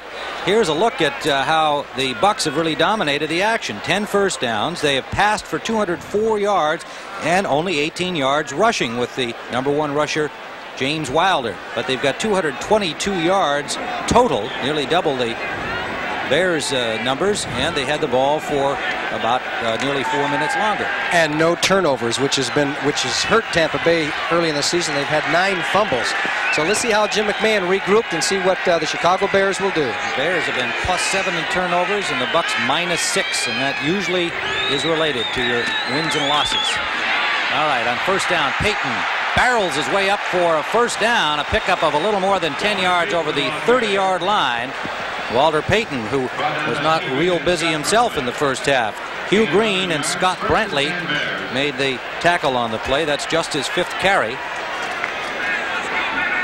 Andy Frederick continues to work for Keith Van Horn at right tackle for the Bears. We've had no word on an injury to Van Horn, so we'll try to scout that out for you. Maybe just that he has been sat down. First down, Chicago, over the 30. In motion goes Suey. Pitch out to Payton. Gets a block from Suey. Turns it upfield. Brantley did a good job. He turned Payton inside and then tracked him down after a gain of 4, maybe 5 yards for Walter Payton. John Holt, the #21, came up to help Brantley on the play. Walter Payton, as you know, has over 13,000 yards rushing, and he has plenty of them against Tampa Bay. However, his lifetime average against Tampa Bay is much lower than his lifetime average against the league. He's 3.9 yards against the Buccaneers. Let's come back to James Wilder, who if he gets a 100-yard rushing day today, would have 7 consecutive 100-yard rushing days and join O.J. Simpson and Earl Campbell in that category. As we see Suey stop right at the line of scrimmage David Logan, number 76, the nose man, made the stop on him. So with only 18 yards for Wilder, doesn't look like he's going to get his 100-yard day. Well, I have a hunch that Tampa Bay, if they stop the Bears on this drive and get the ball, I think we're going to see some work by Wilder, because he's what they do best, and now that they have the lead, they can eat up the clock. However, I'd be careful on that. The lead is not that big, and what they've been doing best is throwing the football, and so Lehman Bennett's got some key decisions as the Bears come into a 3rd down and 3 situation. Crowd sorting the Bucs defense, which has been very solid thus far. Deep drop by McMahon. Gets time. Has a man open, McKinnon, and a diving grab by McKinnon. Is he inbounds? Yes.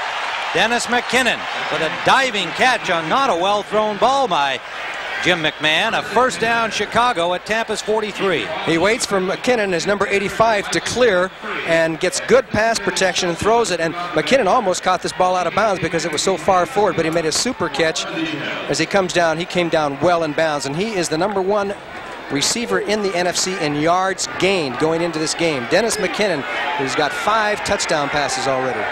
Averaging 19.6 yards a reception coming into the game. 1st down Bears.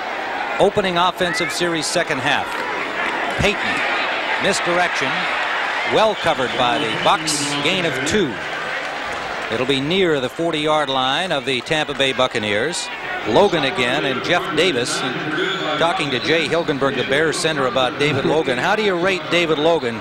Without hesitation, he said he's the best man I'll face all season long on the nose. He is outstanding.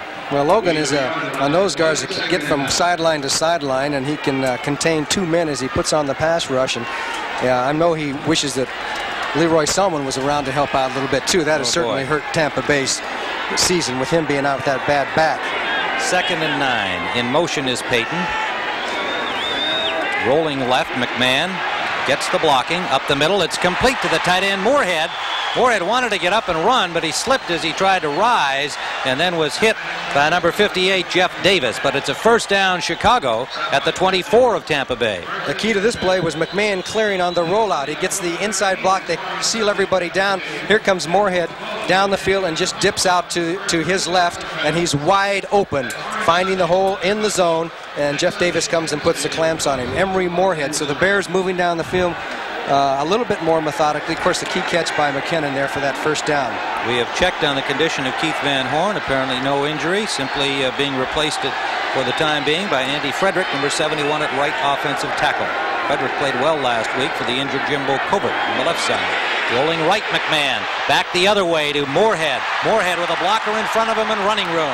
Moorhead gets down to the 10-yard line and is tripped up there. It'll be another Bear 1st down, and they are threatening Davis and Greenwood on the tackle. 13-yard gain. Back against the grain. This is one of Mike Ditka's fancy plays, the tight end screen, as all the action goes to the right, and Moorhead gets up from a block and then just comes back and gets behind a 1-man convoy. Jay Hilgenberg, the center, 63, throws his block, and there was a 1st down. And Hugh Green, number 53, is chasing this play as he goes after McMahon. And watch this one, a little shot that he could have been called for a penalty on, wouldn't you think? Well, no call on a 1st down for the Bears. They need to get to the 1-yard line for a 1st down. McMahon with lots of time. Frederick in for Covert at left tackle, we note. McMahon can't find a man open. He's going to have to throw the ball. He's running out of time, and a diving try incomplete. There were 2 Bears on the scramble trying to help out McMahon. Payton and McKinnon, they wound up both going for the ball, and it wound up incomplete. This may be the all-time record for time allowed to throw a pass. Jim McMahon, it's almost like touch football. There is Galt, 83. He's saying, I'm open. McKinnon says, I'm open. They cut back. They follow the flow of the quarterback. Man, that's almost comical. As the ball gets there, here comes Payton. He says, I want it. McMahon gets lots of time, and he throws it over the head of McKinnon. May have been picked off. And it was. Greenwood, a diving interception off the fingertips of McKinnon. And the Buccaneers stop the Bears at their 1-yard line. just a three-man rush. McMahon had his time, and he has just misfired 3 or 4 times today. This was just a little bit too high, and there is the interception, and the decision was that he intercepted in the end zone there, so it's going to go on the 20. It was very close right there near the goal line. 9:13 to play, third period. The Buccaneers on top. Tim Ryan and Johnny Morris at Tampa Stadium, where the Buccaneers come up big defensively again, as they have throughout this game. David Greenwood's second interception of the game. It came in the end zone. You saw him fall down at the 1, but he had actually caught the ball in the end zone off the tip by McKinnon, who tried to haul in what appeared to be a high pass aimed at him. But our speculation now, Johnny, you and I, is that maybe the target was Moorhead deeper in the end zone. But nonetheless, the pass off the mark. McKinnon tipping it, Greenwood with a good interception, and Lehman Bennett's got to feel good about the trend. First down at the 20-yard line following the end zone interception. DeBerg deep for Carter, flags down. Maybe interference against the Bears. Richardson jammed him, and it looked like it was maybe right after the pass had even been thrown, plus it was quite a ways downfield. If it was downfield before the pass was thrown, you can sometimes call that on the offensive receiver. But I think it's going to go against the defense, at least. Illegal contact, number 27. Richardson, number 27. Okay, now you can't bump him until you get down the field after 5 yards, and that time it looked like Richardson was going to be beat and put the jam on him. So it's going to be a first down for Tampa Bay as they come out throwing on first down, Tim. That has been the key, and it has been successful. And they are at the 25-yard line. Off the wing in motion comes Bell. The give is to Wilder. Wilder picks his way nicely for a gain of about 5 yards. A flag down on the play. Wilder with only 18 yards rushing in the first half. Well, this one goes against the Bucs. This is becoming a penalty-ridden football game. A lot of penalties.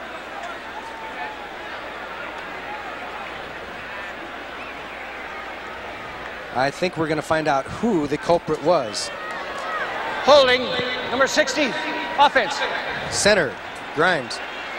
Randy Grimes, their number 1 pick in '83. Now he's right in front of 17. Here's Grimes, 60, making contact down the field. And they're ruling that he kind of held on and put his arms around the body, which you cannot do. Unless McMichael was the man he was blocking on. First and 20, Tampa Bay at their 15. DeBerg gets time, deep sideline complete.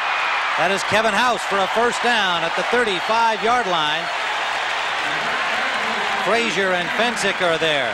The Buccaneers continue to get the ball down the field, a 21-yard gain. Boy, has Kevin House come out of hibernation. Here's a man that caught 76 passes one year for him. Double coverage, Duerson short, and you can see down the field. Boy, did they leave him a hole. He's surrounded by 3 jerseys, but not before the pass is right on the dime. He almost got away from Gary Fensick there as Frazier was in on the tackle, and came Marshall.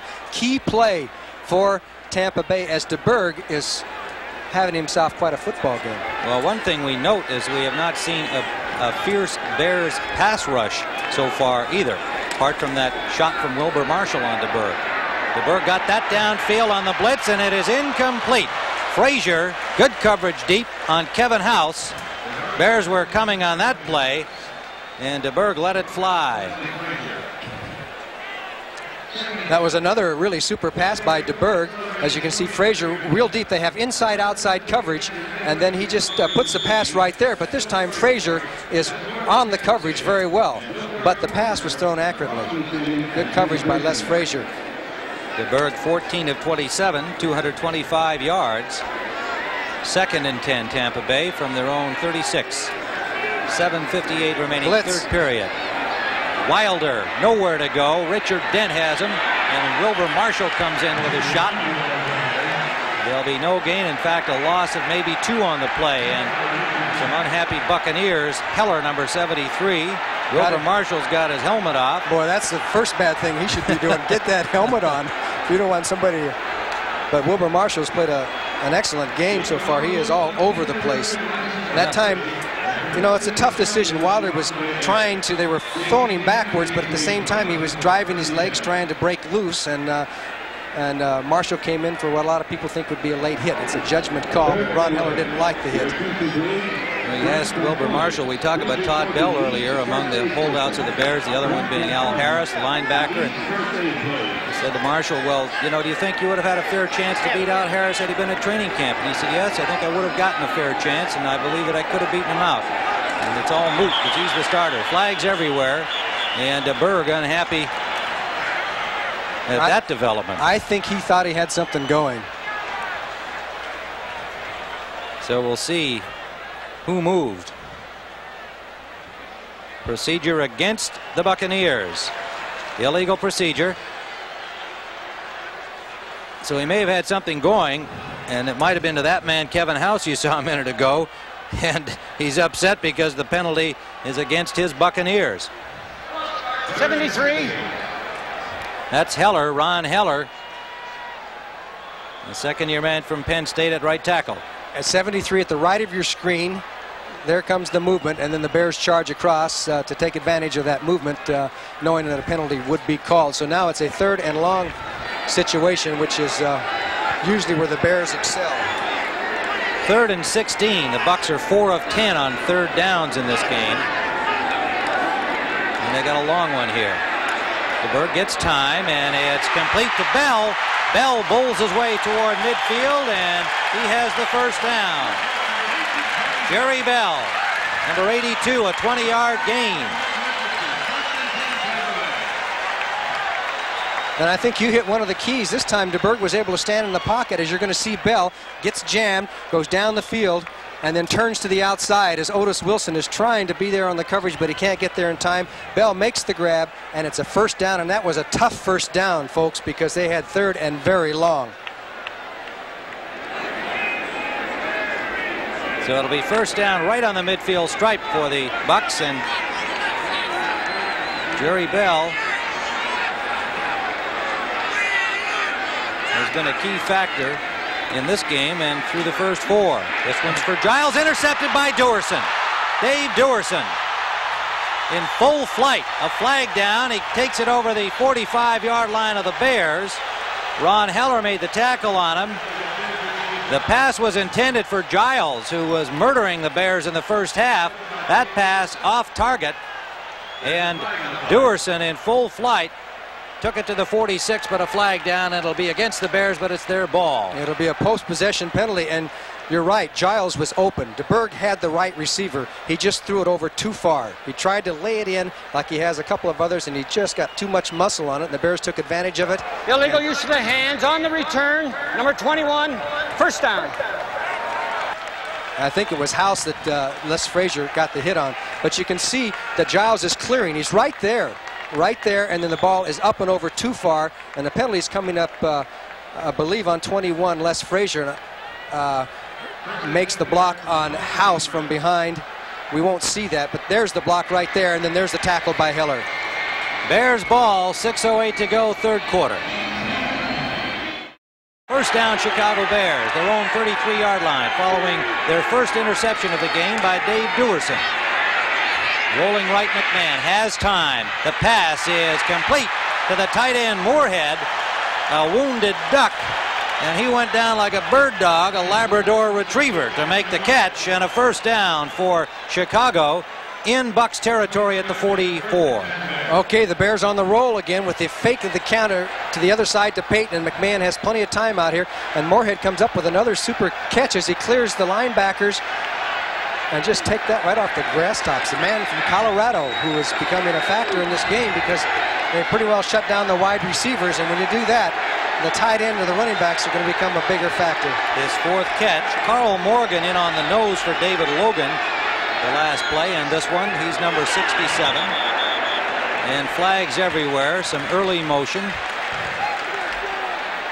on the Bears' first down play from the 44 of Tampa Bay. False start, number 71, offense. Andy Frederick, number 71, charged with a false start, will leave a 1st and 15. Keith Browner is in at left linebacker, number 57, replacing Chris Washington. And now Browner comes out, and number 54, Irvin Randall, comes in. I'm waiting for the moment when Tampa Bay decides to go with the all-out blitz. We haven't seen too much of it. In talking with McMahon last night, he said if they blitz, we'll burn them. But he hasn't really had that much of an opportunity. They've played a conservative but effective defense. Flaring out to Moorhead. Moorhead forced out by Greenwood. Actually, his own momentum carried him out of bounds with Greenwood there late to cover. He got to the 40-yard line for a gain of close to 10 yards. Will leave a second and a long 5. You can notice the huge pad around McMahon's waist also. Makes him look very bulky, but as you know, he had that kidney injury. So quarterbacks around the NFL now are really not worrying about light pads and mobility. They're worrying about staying healthy, because that's the toughest thing for a team to do now these days, is to keep your quarterback healthy the entire season. Pro set for the Bears. They give it to Payton. Big hole. Gets the block from Thomas. Payton turns it on and gets to the 25-yard line, and a first down. 15-yard gain for Walter Payton. Greenwood and Holt on the tackle. A perfect little draw here as he comes behind Thomas. Thomas, 33, throws the block on Brantley, and then Payton turns up the field, and there he is out in the open field. He's tough to bring down. Finally, it's Greenwood on the tackle, but the Bears on the move down to the 25-yard line, and the Tampa Bay defense has been called upon 3 or 4 times in a row since midway through the second quarter to stop the Bears. Payton's 10th carry, 44 yards on the day. Moorhead in motion. Draw play. Payton jammed up. Good defensive reaction by the Bucs. He got 3 on effort, leading the charge Cannon, number 78, and the rookie Ron Holmes, number 90, behind him. 2nd and 9. This is Thomas. Thomas trying the route straight ahead, and again, tough work in the middle. Brantley, number 52, wrapping up Thomas after a gain of 3. John Cannon there under the bottom of the stack, number 78. Here comes Kenny Marjoram in with a play rather than the signal in, as he brings it into Jim McMahon on a 3rd and key situation. Tampa Bay responded last time. Let's see what they do this time down deep in their territory. They have their nickel defense in with Morgan, number 67, making a 4th down lineman, and the nickelback Craig Curry, number 31. Ordinarily, Paul Dombrowski would be the nickel, but he has a thigh injury, and Curry has taken that role today. 3rd down. McMahon has time, and it is complete. Touchdown, Dennis McKinnon.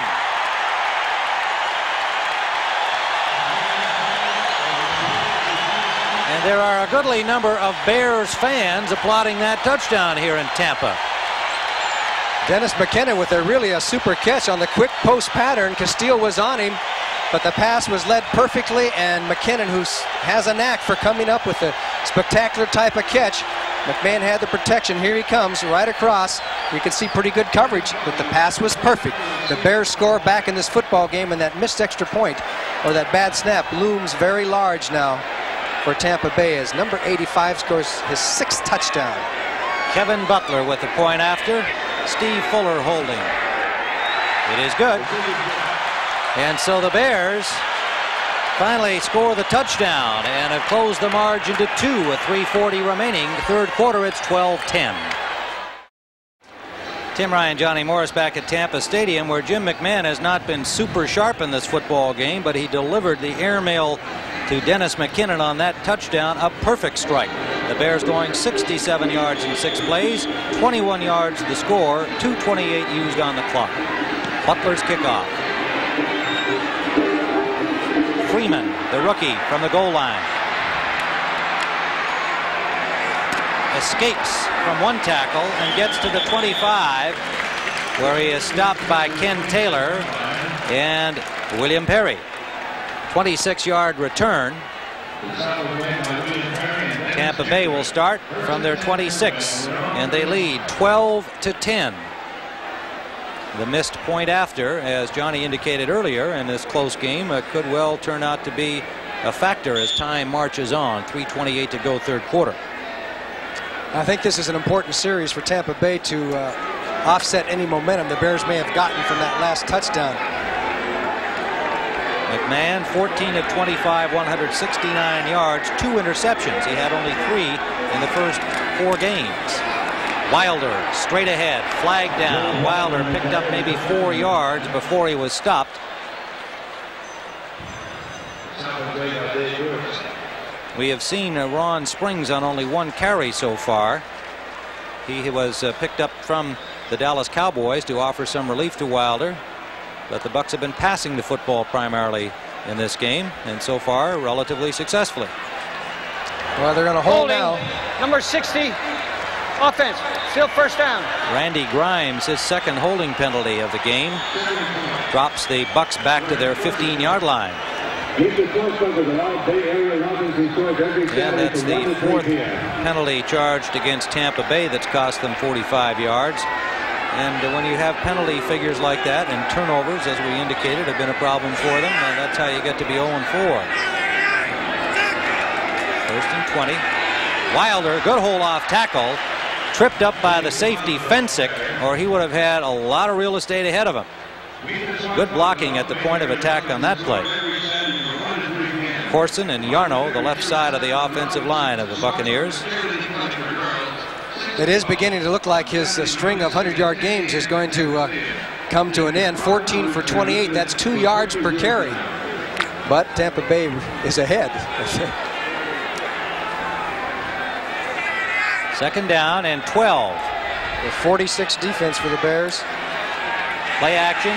DeBerg, sideline, incomplete. Carter was the intended receiver, but DeBerg had to rush the pass with Steve McMichael, number 76, applying the pressure. Carter had not made his turn back to the sideline. Theo Bell is coming into the football game.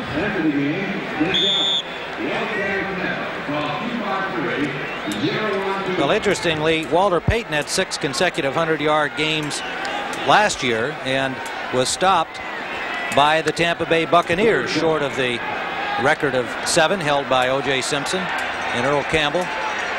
So turnabout may be fair play. Third down and 12. Slot formation right for the Buccaneers. Fumble. DeBerg on the snap from center. A miscount. Bears come up with a football. Another tough break for the Buccaneers. Steve McMichael recovered the loose ball. And now the Bears are in excellent field position, trailing by 2. I think DeBerg was thinking about that blitz that was coming there. They were faking the blitz, and he was trying to think of what he was going to do. He pulled out and fumbled the ball. The Bears now deep in Tampa Bay territory with a chance to take the lead because they're only down by 2. So once again, the Tampa Bay defense is on the spot as DeBerg's been talking to himself all the way off the field on that one. Singletary and Dewerson were showing blitz, and he may have tried to audible, and that created the mix-up in the snap call, but it is Bears ball at the 21-yard line of Tampa Bay. In motion, the tight end Moorhead. McMahon is sacked. Hugh Green from the backside, number 53. And Hugh Green, who has been a little unhappy with the losing in Tampa Bay, skipped practice on Wednesday after a big game against Detroit, comes up with a big play here. As McMahon opted for the pass on first down, and here comes Hugh, number 53. As there was pressure from all sides, but he got away from Mark Bortz, put the grab on him, and then a whole bunch of help from everybody. We get a half a sack for about 3 people on that one, I think.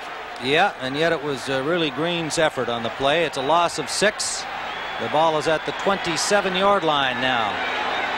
So the turnover goes to Chicago, and a big defensive play makes it a little tougher for them. Suey picks back maybe 5 of the 6-yard loss. It'll leave 3rd and a long 11. Brantley, number 52, made the tackle. Time winding down 3rd quarter, 1:18 on the clock. Marjoram comes in, delivers the play to Jim McMahon. Logan comes back in defensively for Tampa Bay, along with Mike Pryor, number 24, in the secondary. 2 linebackers come out, Brantley and Davis. 3rd down and 12. The ball at the 23 of Tampa Bay. Well, if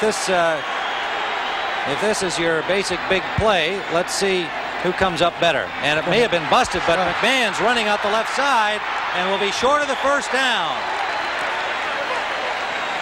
John Holt, number 21, was in position. And what's your guess on that play, Johnny? I think he crossed up his own teammates on that one and thought he could go. Let's see if you can look at the reaction from the Bears on the fake and the pulling of everybody here. I don't know. I think it looked like it might have been planned that time. And it was one-on-one out here. Holt had to get him. And McMahon kind of went down for him. His legs buckled, but the Bears have a chance to take the lead here with the field goal. The ball will be spotted at the 20-yard line, at the 20.5, so we'll call it a 30-yard attempt for Kevin Butler. Right in front of the posts, and he has it. So Chicago, for the first time this afternoon, with zeros up at the end of the third quarter, have taken the lead. At the end of the third quarter, the score, Chicago 13, Tampa Bay 12.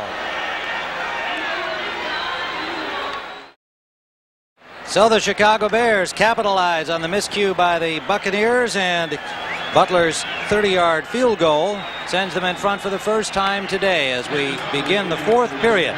Kevin Butler, who kicked it from 30 yards out for 3 points, will kick it off. Leon Bright, Phil Freeman are deep for the Buccaneers. It will be Bright, 4 yards deep, and he will not bring it out.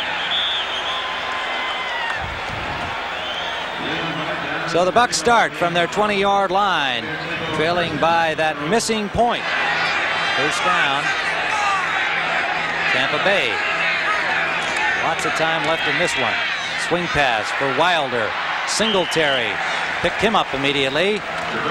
Wilder earned 4, maybe 5 yards on the play. And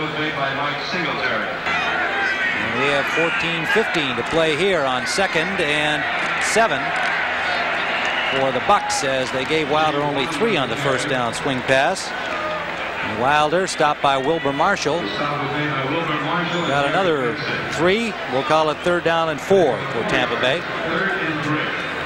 And there is DeBerg looking over to the sidelines to Lehman Bennett and his other quarterbacks who send the signals in. Of course, Jimmy Ray has a broken foot, their offensive coordinator. He's up in the press box today rather than down on the sidelines.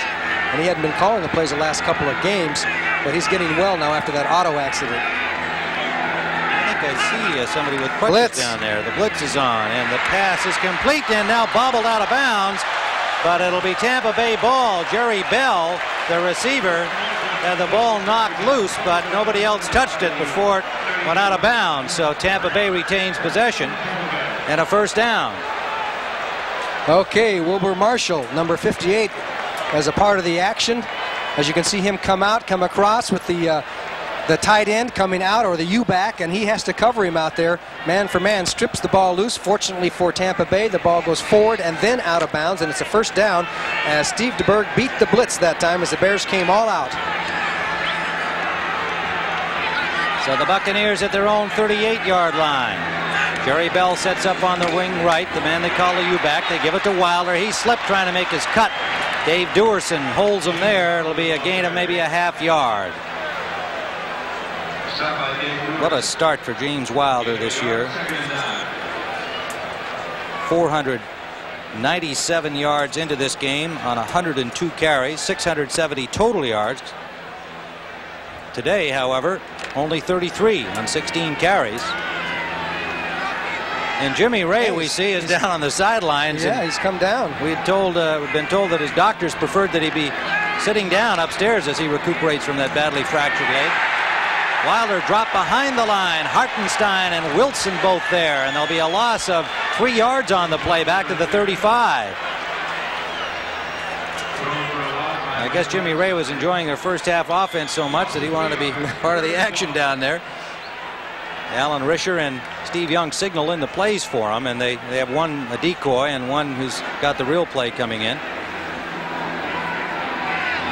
It's going to be 3rd down and 12 for the Bucs at their own 35 following the loss.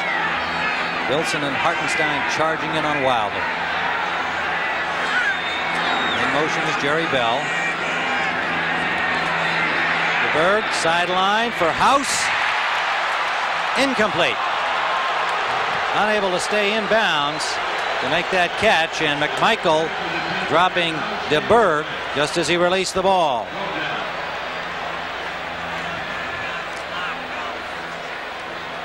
Well, he got his hands on it there, could not quite hang on as the ball squirted loose on contact with the ground. So it's going to be 4th down. Tampa Bay will have to punt. 54,000 fans here, and I would say 5,000 or 10,000 of them might be Chicago Bear fans. A lot of retired Chicagoans live down in this area.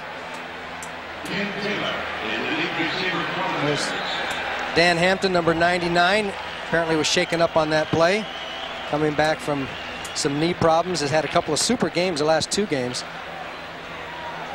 Yeah, I thought it was interesting that he described to us yesterday how Buddy Ryan has really let him rehabilitate at his own pace. Hasn't expected too much from him, knowing he's not at 100%, but knowing that Hampton at 50% can get a lot of the job done. So he feels he's been playing better as he's been getting stronger.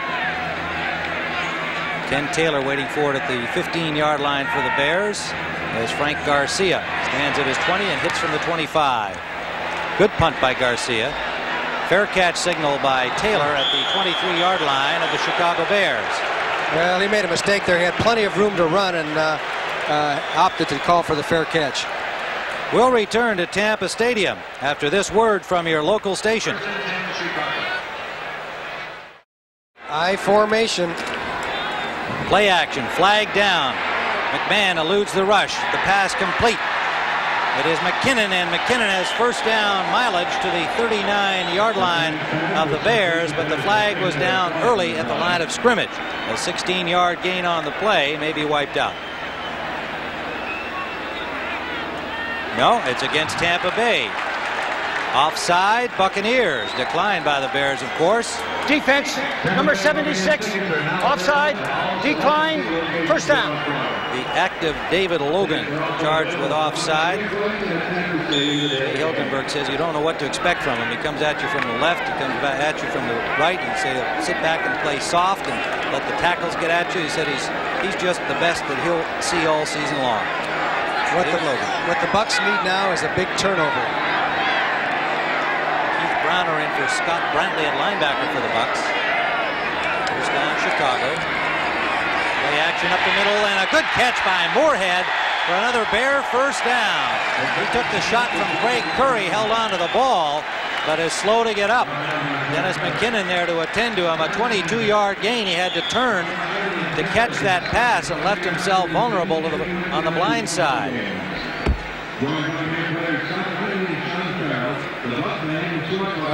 They're looking at his shoulder. This time McMahon spotted him right away as he runs an arrow right down. You see 31 at the top of your screen.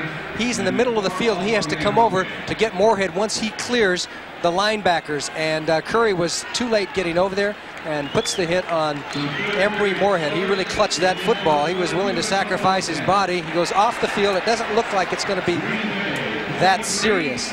5 catches for the tight end, Emory Moorhead, who is as you know, from Evanston, Illinois, a local product. Used to always get in Mike Ditka's doghouse, but he's out of it now. Sure is. He thinks that he's developed very, very well as a tight end. Remember, he was a halfback and then a wide receiver before he became a tight end. Now got his weight up to about 225, 230. Tim Reitman comes in to replace him, number 80. The rookie from UCLA has been in the USFL. McMahon is now 15 of 27. His number's climbing up. Flares it out to Galt. Galt trying to get loose. Good play by Castile to not let Willie Galt get to that sideline. 2nd and 2 from the 30-yard line. Payton trying to get wide. Good defensive reaction, but he's still going, and he has the first down yardage. Walter Payton to about the 26-yard line. And it was finally Hugh Green, I believe, who made the stop. No, make it Greenwood, number 30, David Greenwood. Well, this was a case where Payton just made the yardage on his own because he got to the outside. Jeff Davis was there, 58. Matsui's trying to block. There were 2 Tampa Bay Buccaneers, and Payton just kind of scrambled out of it and was able to get some yardage. Walter Payton. First down, Bears. Threatening here to widen their lead. They lead by a point. 9:47 to play, 4th quarter. First down at Tampa's 26. Blitz. Short drop for McMahon. Going deep for Galt, and it is incomplete, overthrown. Good coverage by Castile all the way downfield with Galt. And the blitz really created the incompletion, didn't it? Yes, the Bucs blitzed their safety. David Greenwood came, but Walter Payton picked him up, but it did create the pressure, and McMahon had to rush that throw. Willie Galt, who's still trying to get out from the TrackMan syndrome, isn't he? Yes, but I think he's earned his way out, don't you? Well, he has, but it's Willie who usually talks about That's it, you know. It's not everybody else saying that he's just a track man. I think he should just leave that chapter of his life behind until he's back on the running track. He's been doing the job at wide receiver. 2nd and 10. One setback for the Bears. It's Payton. Quick pass out to Moorhead. Moorhead trying to get to the marker, and it'll be very close on the 2nd and 10 play. I believe that was an audible, a check off at the line of scrimmage by McMahon. He sensed the blitz coming, and that's the same play the Bears scored a touchdown on last week against the Washington Redskins. He saw the movement of the linebackers, and he sensed that blitz, and just has Moorhead, the tight end, just go down a couple of steps into the outside. Very smart heads-up play by McMahon and Moorhead, who obviously wasn't hurt that bad when he went off the field. Not too badly, not at all. Well, as they measure McMahon's second half numbers, it's just short. McMahon 10 of 13 in the second half, and you can just see with each pass that he's throwing the ball better. He got off to a rather shaky start. Now has 161 yards and a touchdown.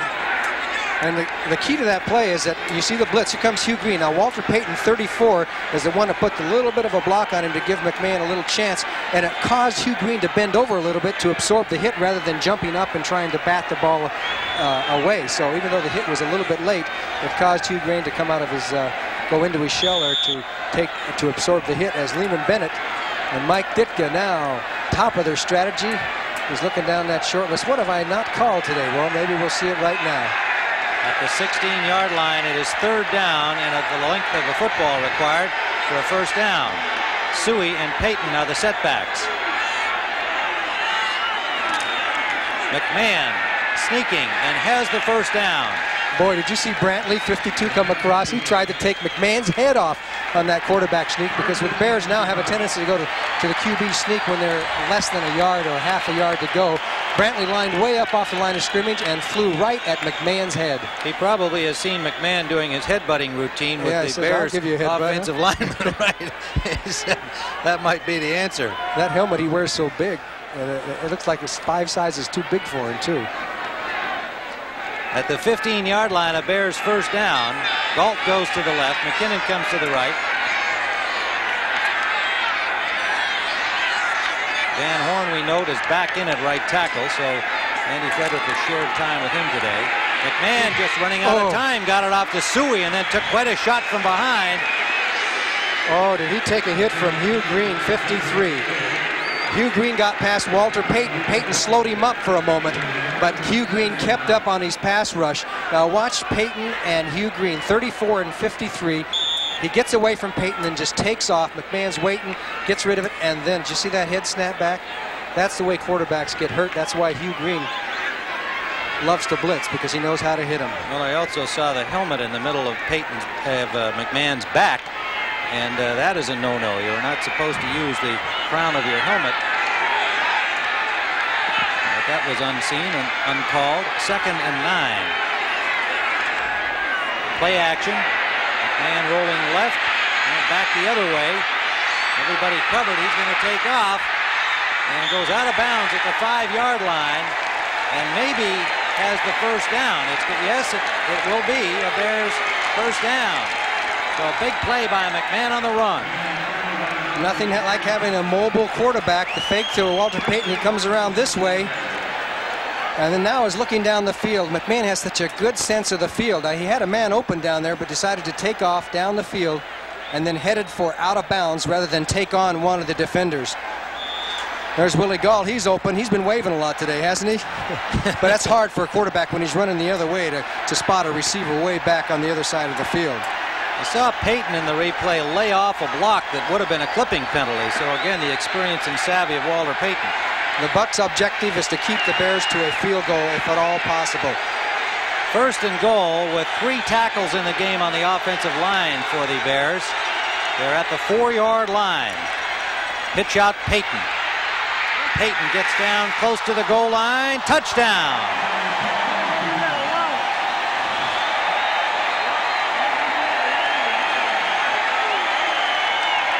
Walter Payton. Now, Otis Payton had plenty of blocking. Instead of heading for the corner, he decided to go north-south, waited for the block by Suey, and just headed straight up to get the 4 yards. A lot of backs would have dipped to the outside and gone for the corner to try and run their way in and maybe avoid the contact. He just turned up, went north-south, took it in. Touchdown. Chicago. It was a touchdown, wasn't it? Yes, it was, and that was the first touchdown rushing by Walter Payton this season. He caught one last week from Jim McMahon via the aerial route. You know, I think that's a milestone for him, too, I believe. 100 touchdowns. That gets him to 100 touchdowns. He gets a pat from Mike Ditka, who has had to sweat a lot. This game is not over, but certainly the momentum has really swung, as in the first game between these two teams. It was Tampa Bay the first half, the Bears the second half. Butler will attempt the point after. It is good. So with 7:51 remaining, the Chicago Bears have widened their lead 20-12. By the way, Johnny, we mentioned the 100th career touchdown for Walter Payton. The company that he joins is companies joined before. Jim Brown, Lenny Moore, Don Hudson, Franco Harris, and John Riggins are the only other players in NFL history to score 100 touchdowns. Phil Freeman takes Butler's kickoff. Freeman's got some running room. Gets to the 30-yard line. Good return for the rookie, number 81. A 35-yard return for the rookie from Arizona, Ken Taylor, made the tackle for the Chicago Bears. The second half time of possession chart will certainly tell the story of this half. The Bears almost 15 minutes to 7:33 for Tampa Bay. Kind of a turnaround from the first half, you might say. They went 77 yards on 10 plays to get the touchdown, using up 4:03 on that drive. And there are the combo of offensive stars who have given the Bears the 20-12 lead. Steve DeBerg from the 30-yard line. Wing formation right. They swing it out to Wilder. Wilder has a first down. Tripped up by Wilbur Marshall. Got over the 40-yard line for an 11-yard gain. Well, Wilder becoming a little bit of a factor here, but you know, have you noticed they haven't thrown to Kevin House for a long time? I don't think the Bears have doubled him that much since he caught all those passes, but he's been very quiet this second half. Our spotter Terry Kane notes that William Perry is now in Dan Hampton's spot, and we saw Hampton in the last defensive series for the Bears leave limping. We'll try and get an injury report on him. DeBerg complete. Good catch by Kevin House. Not just a good catch, but the way he kept his balance with 2 feet down inbounds. And it'll be close to a first down, a 9-yard gain. He was obviously a secondary receiver on this time because he's looking one way, can't find the receiver. House continued with his pattern, throws back to the other side, and as you said, nice footwork by Kevin House. If Tampa Bay is going to win this game, they got to make double efforts to utilize him the rest of this game. I don't care if you've got Wilder that can run, you've got to get the ball down the field. 5 catches for House in this game. He had only 5 coming in after 4 games. Wilder is dropped on the 2nd and 1 try, and it'll be a loss of maybe a yard on the play. And it was Otis Wilson with Steve McMichael putting the stop on the big man Wilder. 3rd and 2. That would have been a perfect situation to throw a short pass to one of the wideouts. 2nd and 1. Everybody and his brother knew they were going to hand it to Wilder.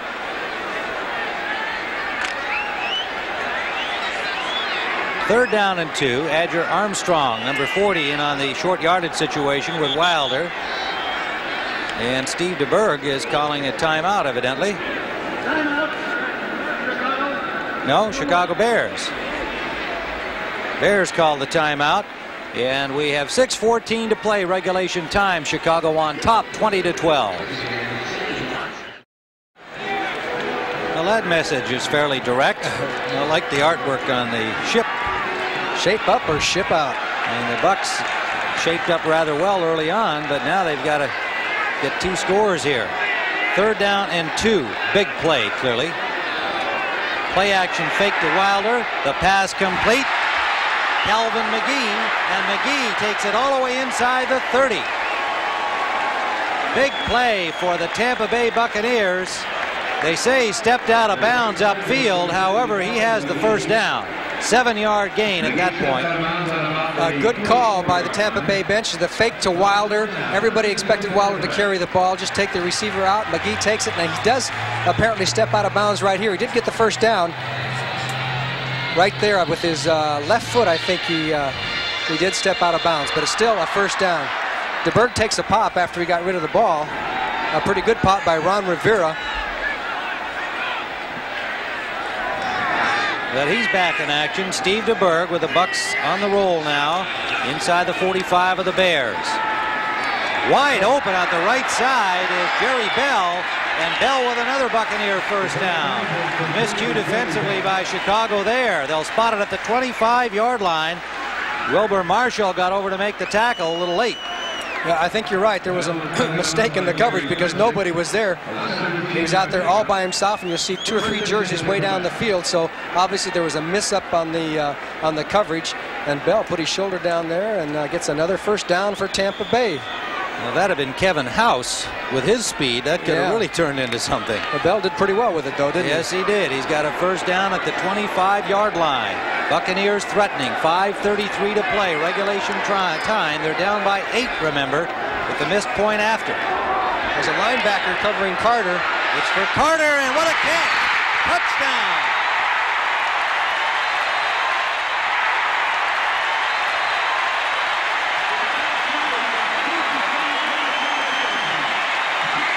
The super catch, and there is the extra point. Donald Igwebuike connects, and it's back now to a single point. Dave Dewerson, number 22, was on the safety blitz, and he did get to DeBerg, but too late. And of course, that left a hole downfield.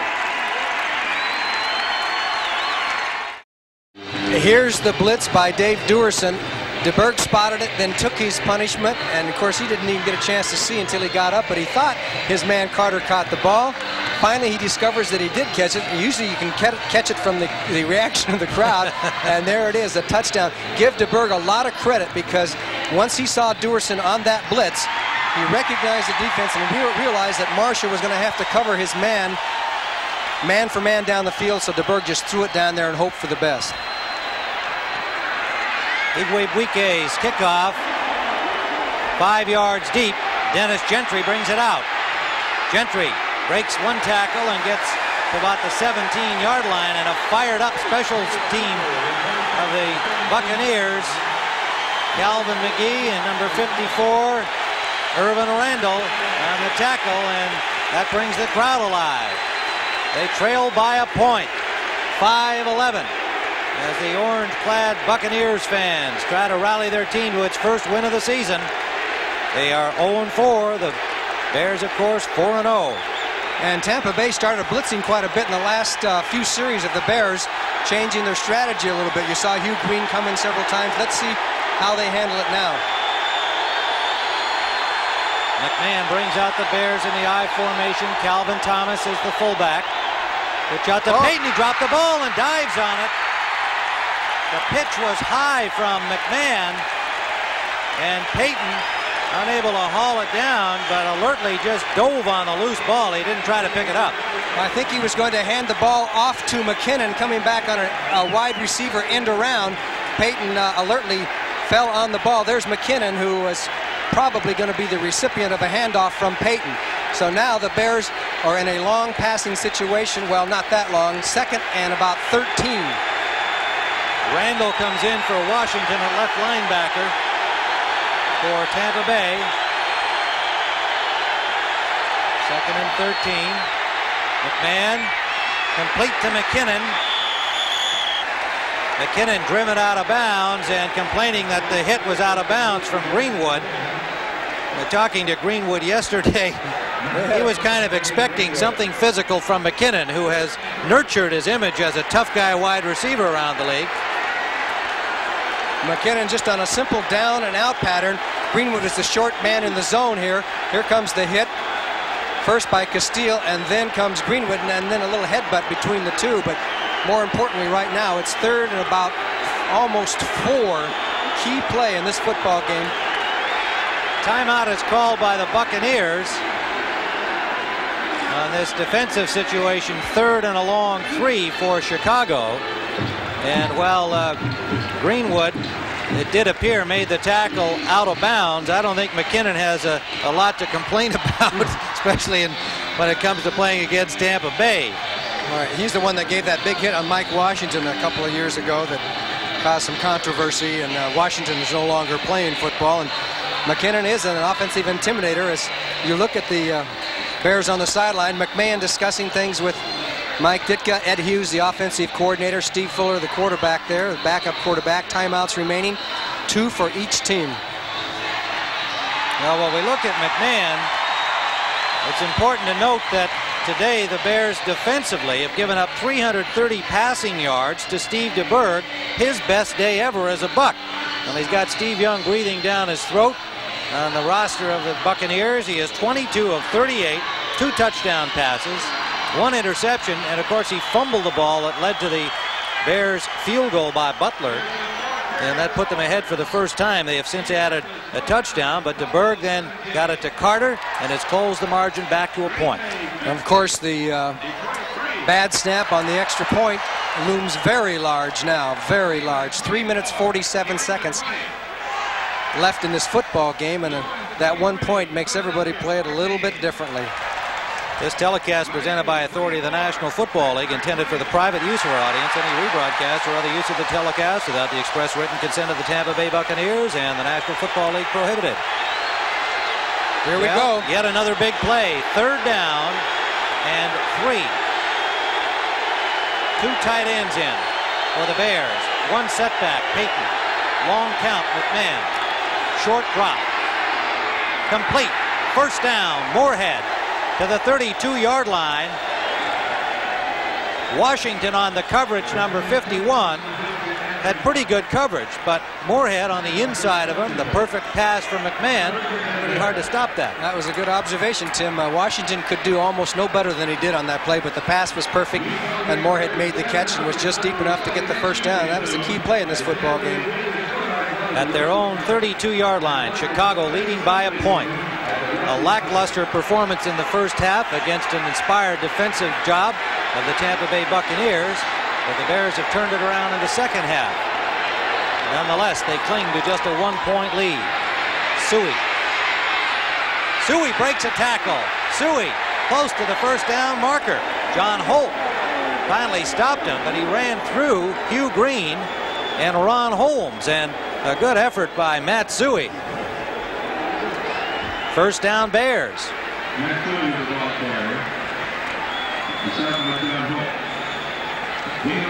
Well, they strung things out here as Hugh Green goes across, and you can see Suey gets a good block from Payton on Holmes, and he waits for his chance and turns up the field, and Hugh Green did not make the tackle that time. He had 11 tackles last week. Holmes was injured on the play.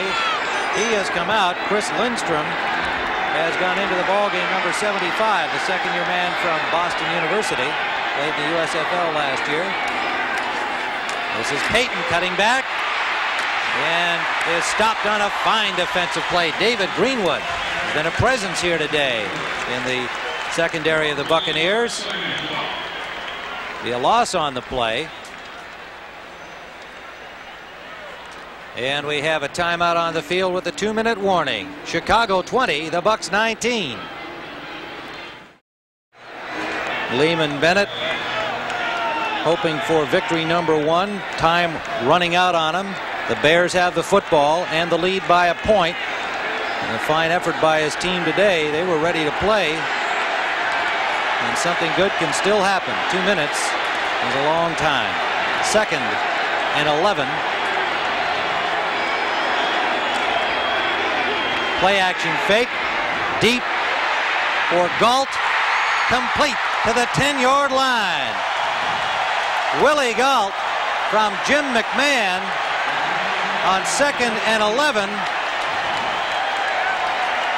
And they go all the way to the 10-yard line, a 48-yard gain. Okay, the blitz was on. The linebackers are coming. McMahon just hit the ball. He saw it coming. He just threw the ball as far as he could, knowing Galt's speed, and it ends up being right on the dime as Holt and Curry on the tackle.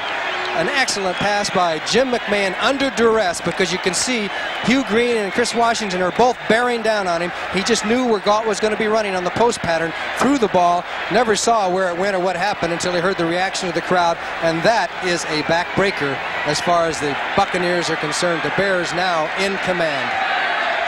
At the 10-yard line, just short of the goal line is the 10-yard marker, so they're just about the 10.5-yard line. First down. Payton hit behind the line and then barrels for about 4 yards off the initial contact from Hugh Green. Let's see where they spot the ball. Tampa Bay calls timeout wisely because they're down to 56 seconds. And isn't it amazing how Payton gets that extra 2 or 3 yards? He took a hit from Hugh Green and wound up with a couple of 3 yards out of it. Sure, and there's Lehman Bennett, got to be a frustrated coach right now. They have to do one thing now, and the only thing they can do is try and strip the ball. Don't worry about tackling the man. Tackle the ball and try and knock it loose. That's Tampa Bay's only chance. And he has a 2nd and 9 with 56 seconds remaining. They're inside the 10-yard line of Tampa Bay. And it was certainly an interesting football game from the point of view that the Bucks had the best of it in the first half. Took a 12-3 lead into the locker room. Turned out to be not enough, but not by much. And depending on what happens in the final 56, Payton starts inside, goes outside, and he will score.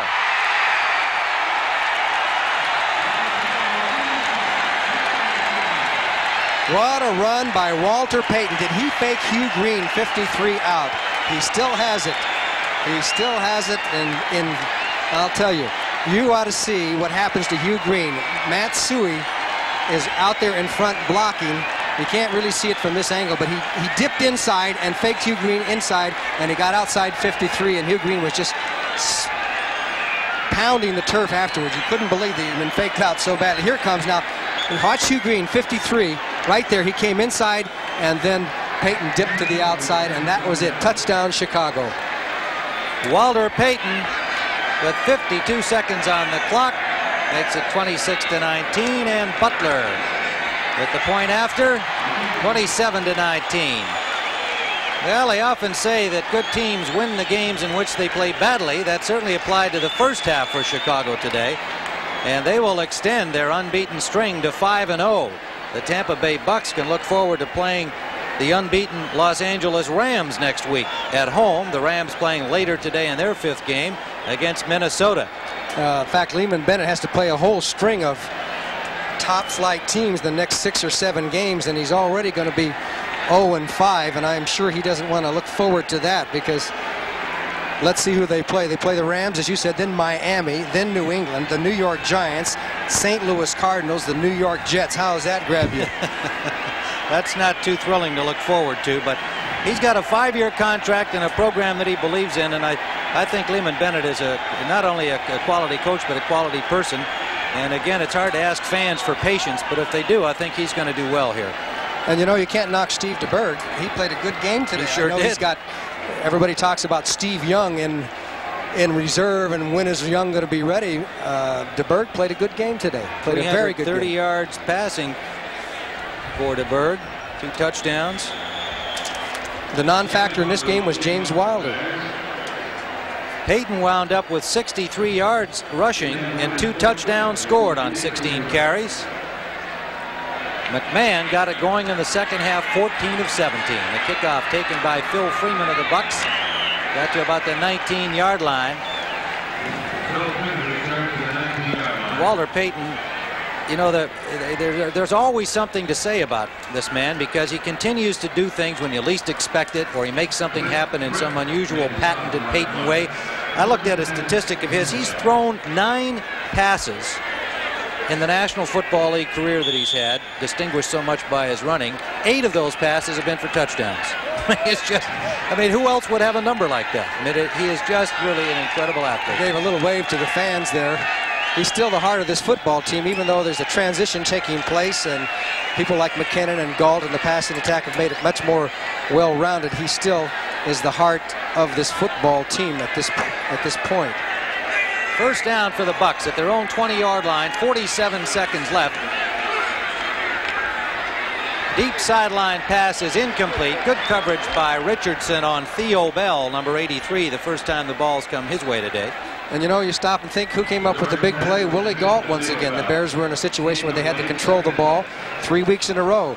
Galt had that big one against Minnesota, the kickoff return last week, and then this long bomb which put the game away. It was still anybody's game if they stopped the Bears on that drive.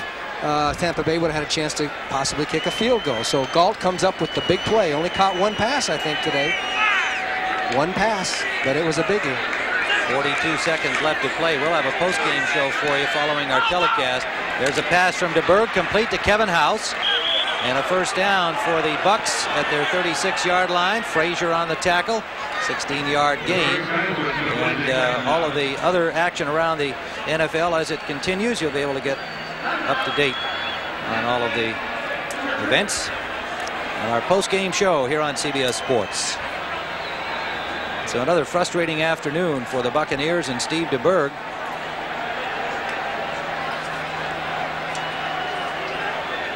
Timeout on the field with those 33 seconds remaining. DeBerg's numbers now 23 of 40, 346 yards, 2 touchdowns, and 1 interception. So he had himself a real good afternoon. There you see Jimmy Ray on crutches as he was hit by a car here a couple of weeks back while he was out jogging from Buccaneer Park. And they expected he missed the 2 games, and Gleeman Bennett said, yeah, it was a loss to not have your offensive coordinator there involved in your planning and involved during the games. And he said, I had to kind of bone up on making the play calls and signaling them in and so on, and hadn't been doing that. Well, the Bears are going to be looking towards the San Francisco 49ers as Mike Ditka will take his troops out west with a 5-0 record. Shades of 1963, same kind of a situation.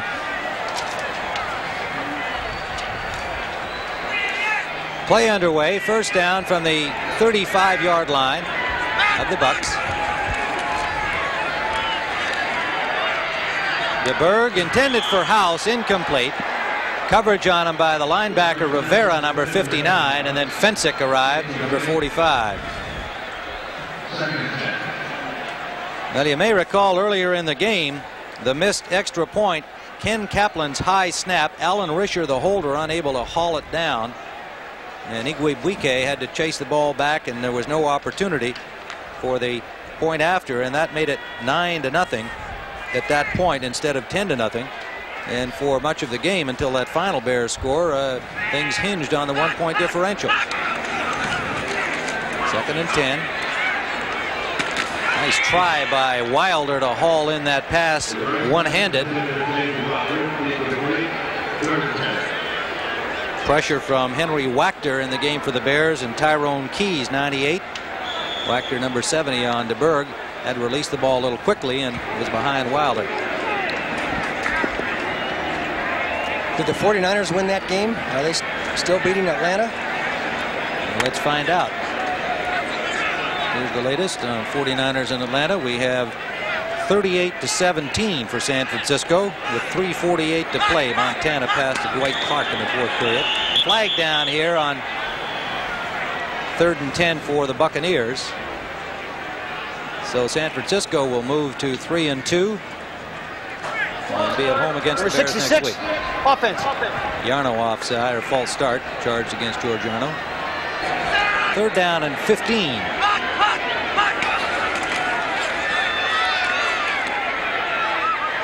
And that pass is intercepted by Leslie Frazier. He lateraled it to Fensick. And Fensick looking to lateral it. He thinks this is the Stanford band play here. There it goes, too. Dewerson. Dewerson got to the 34-yard line.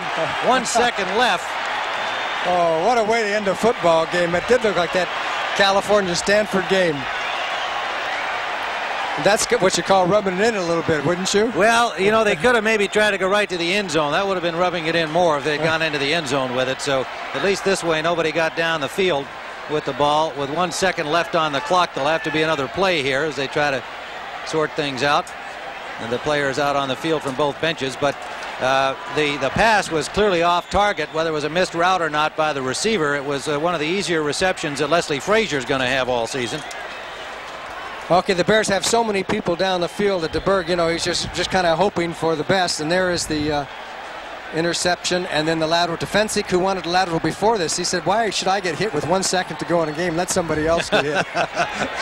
Frazier's third interception of the season, and that's it.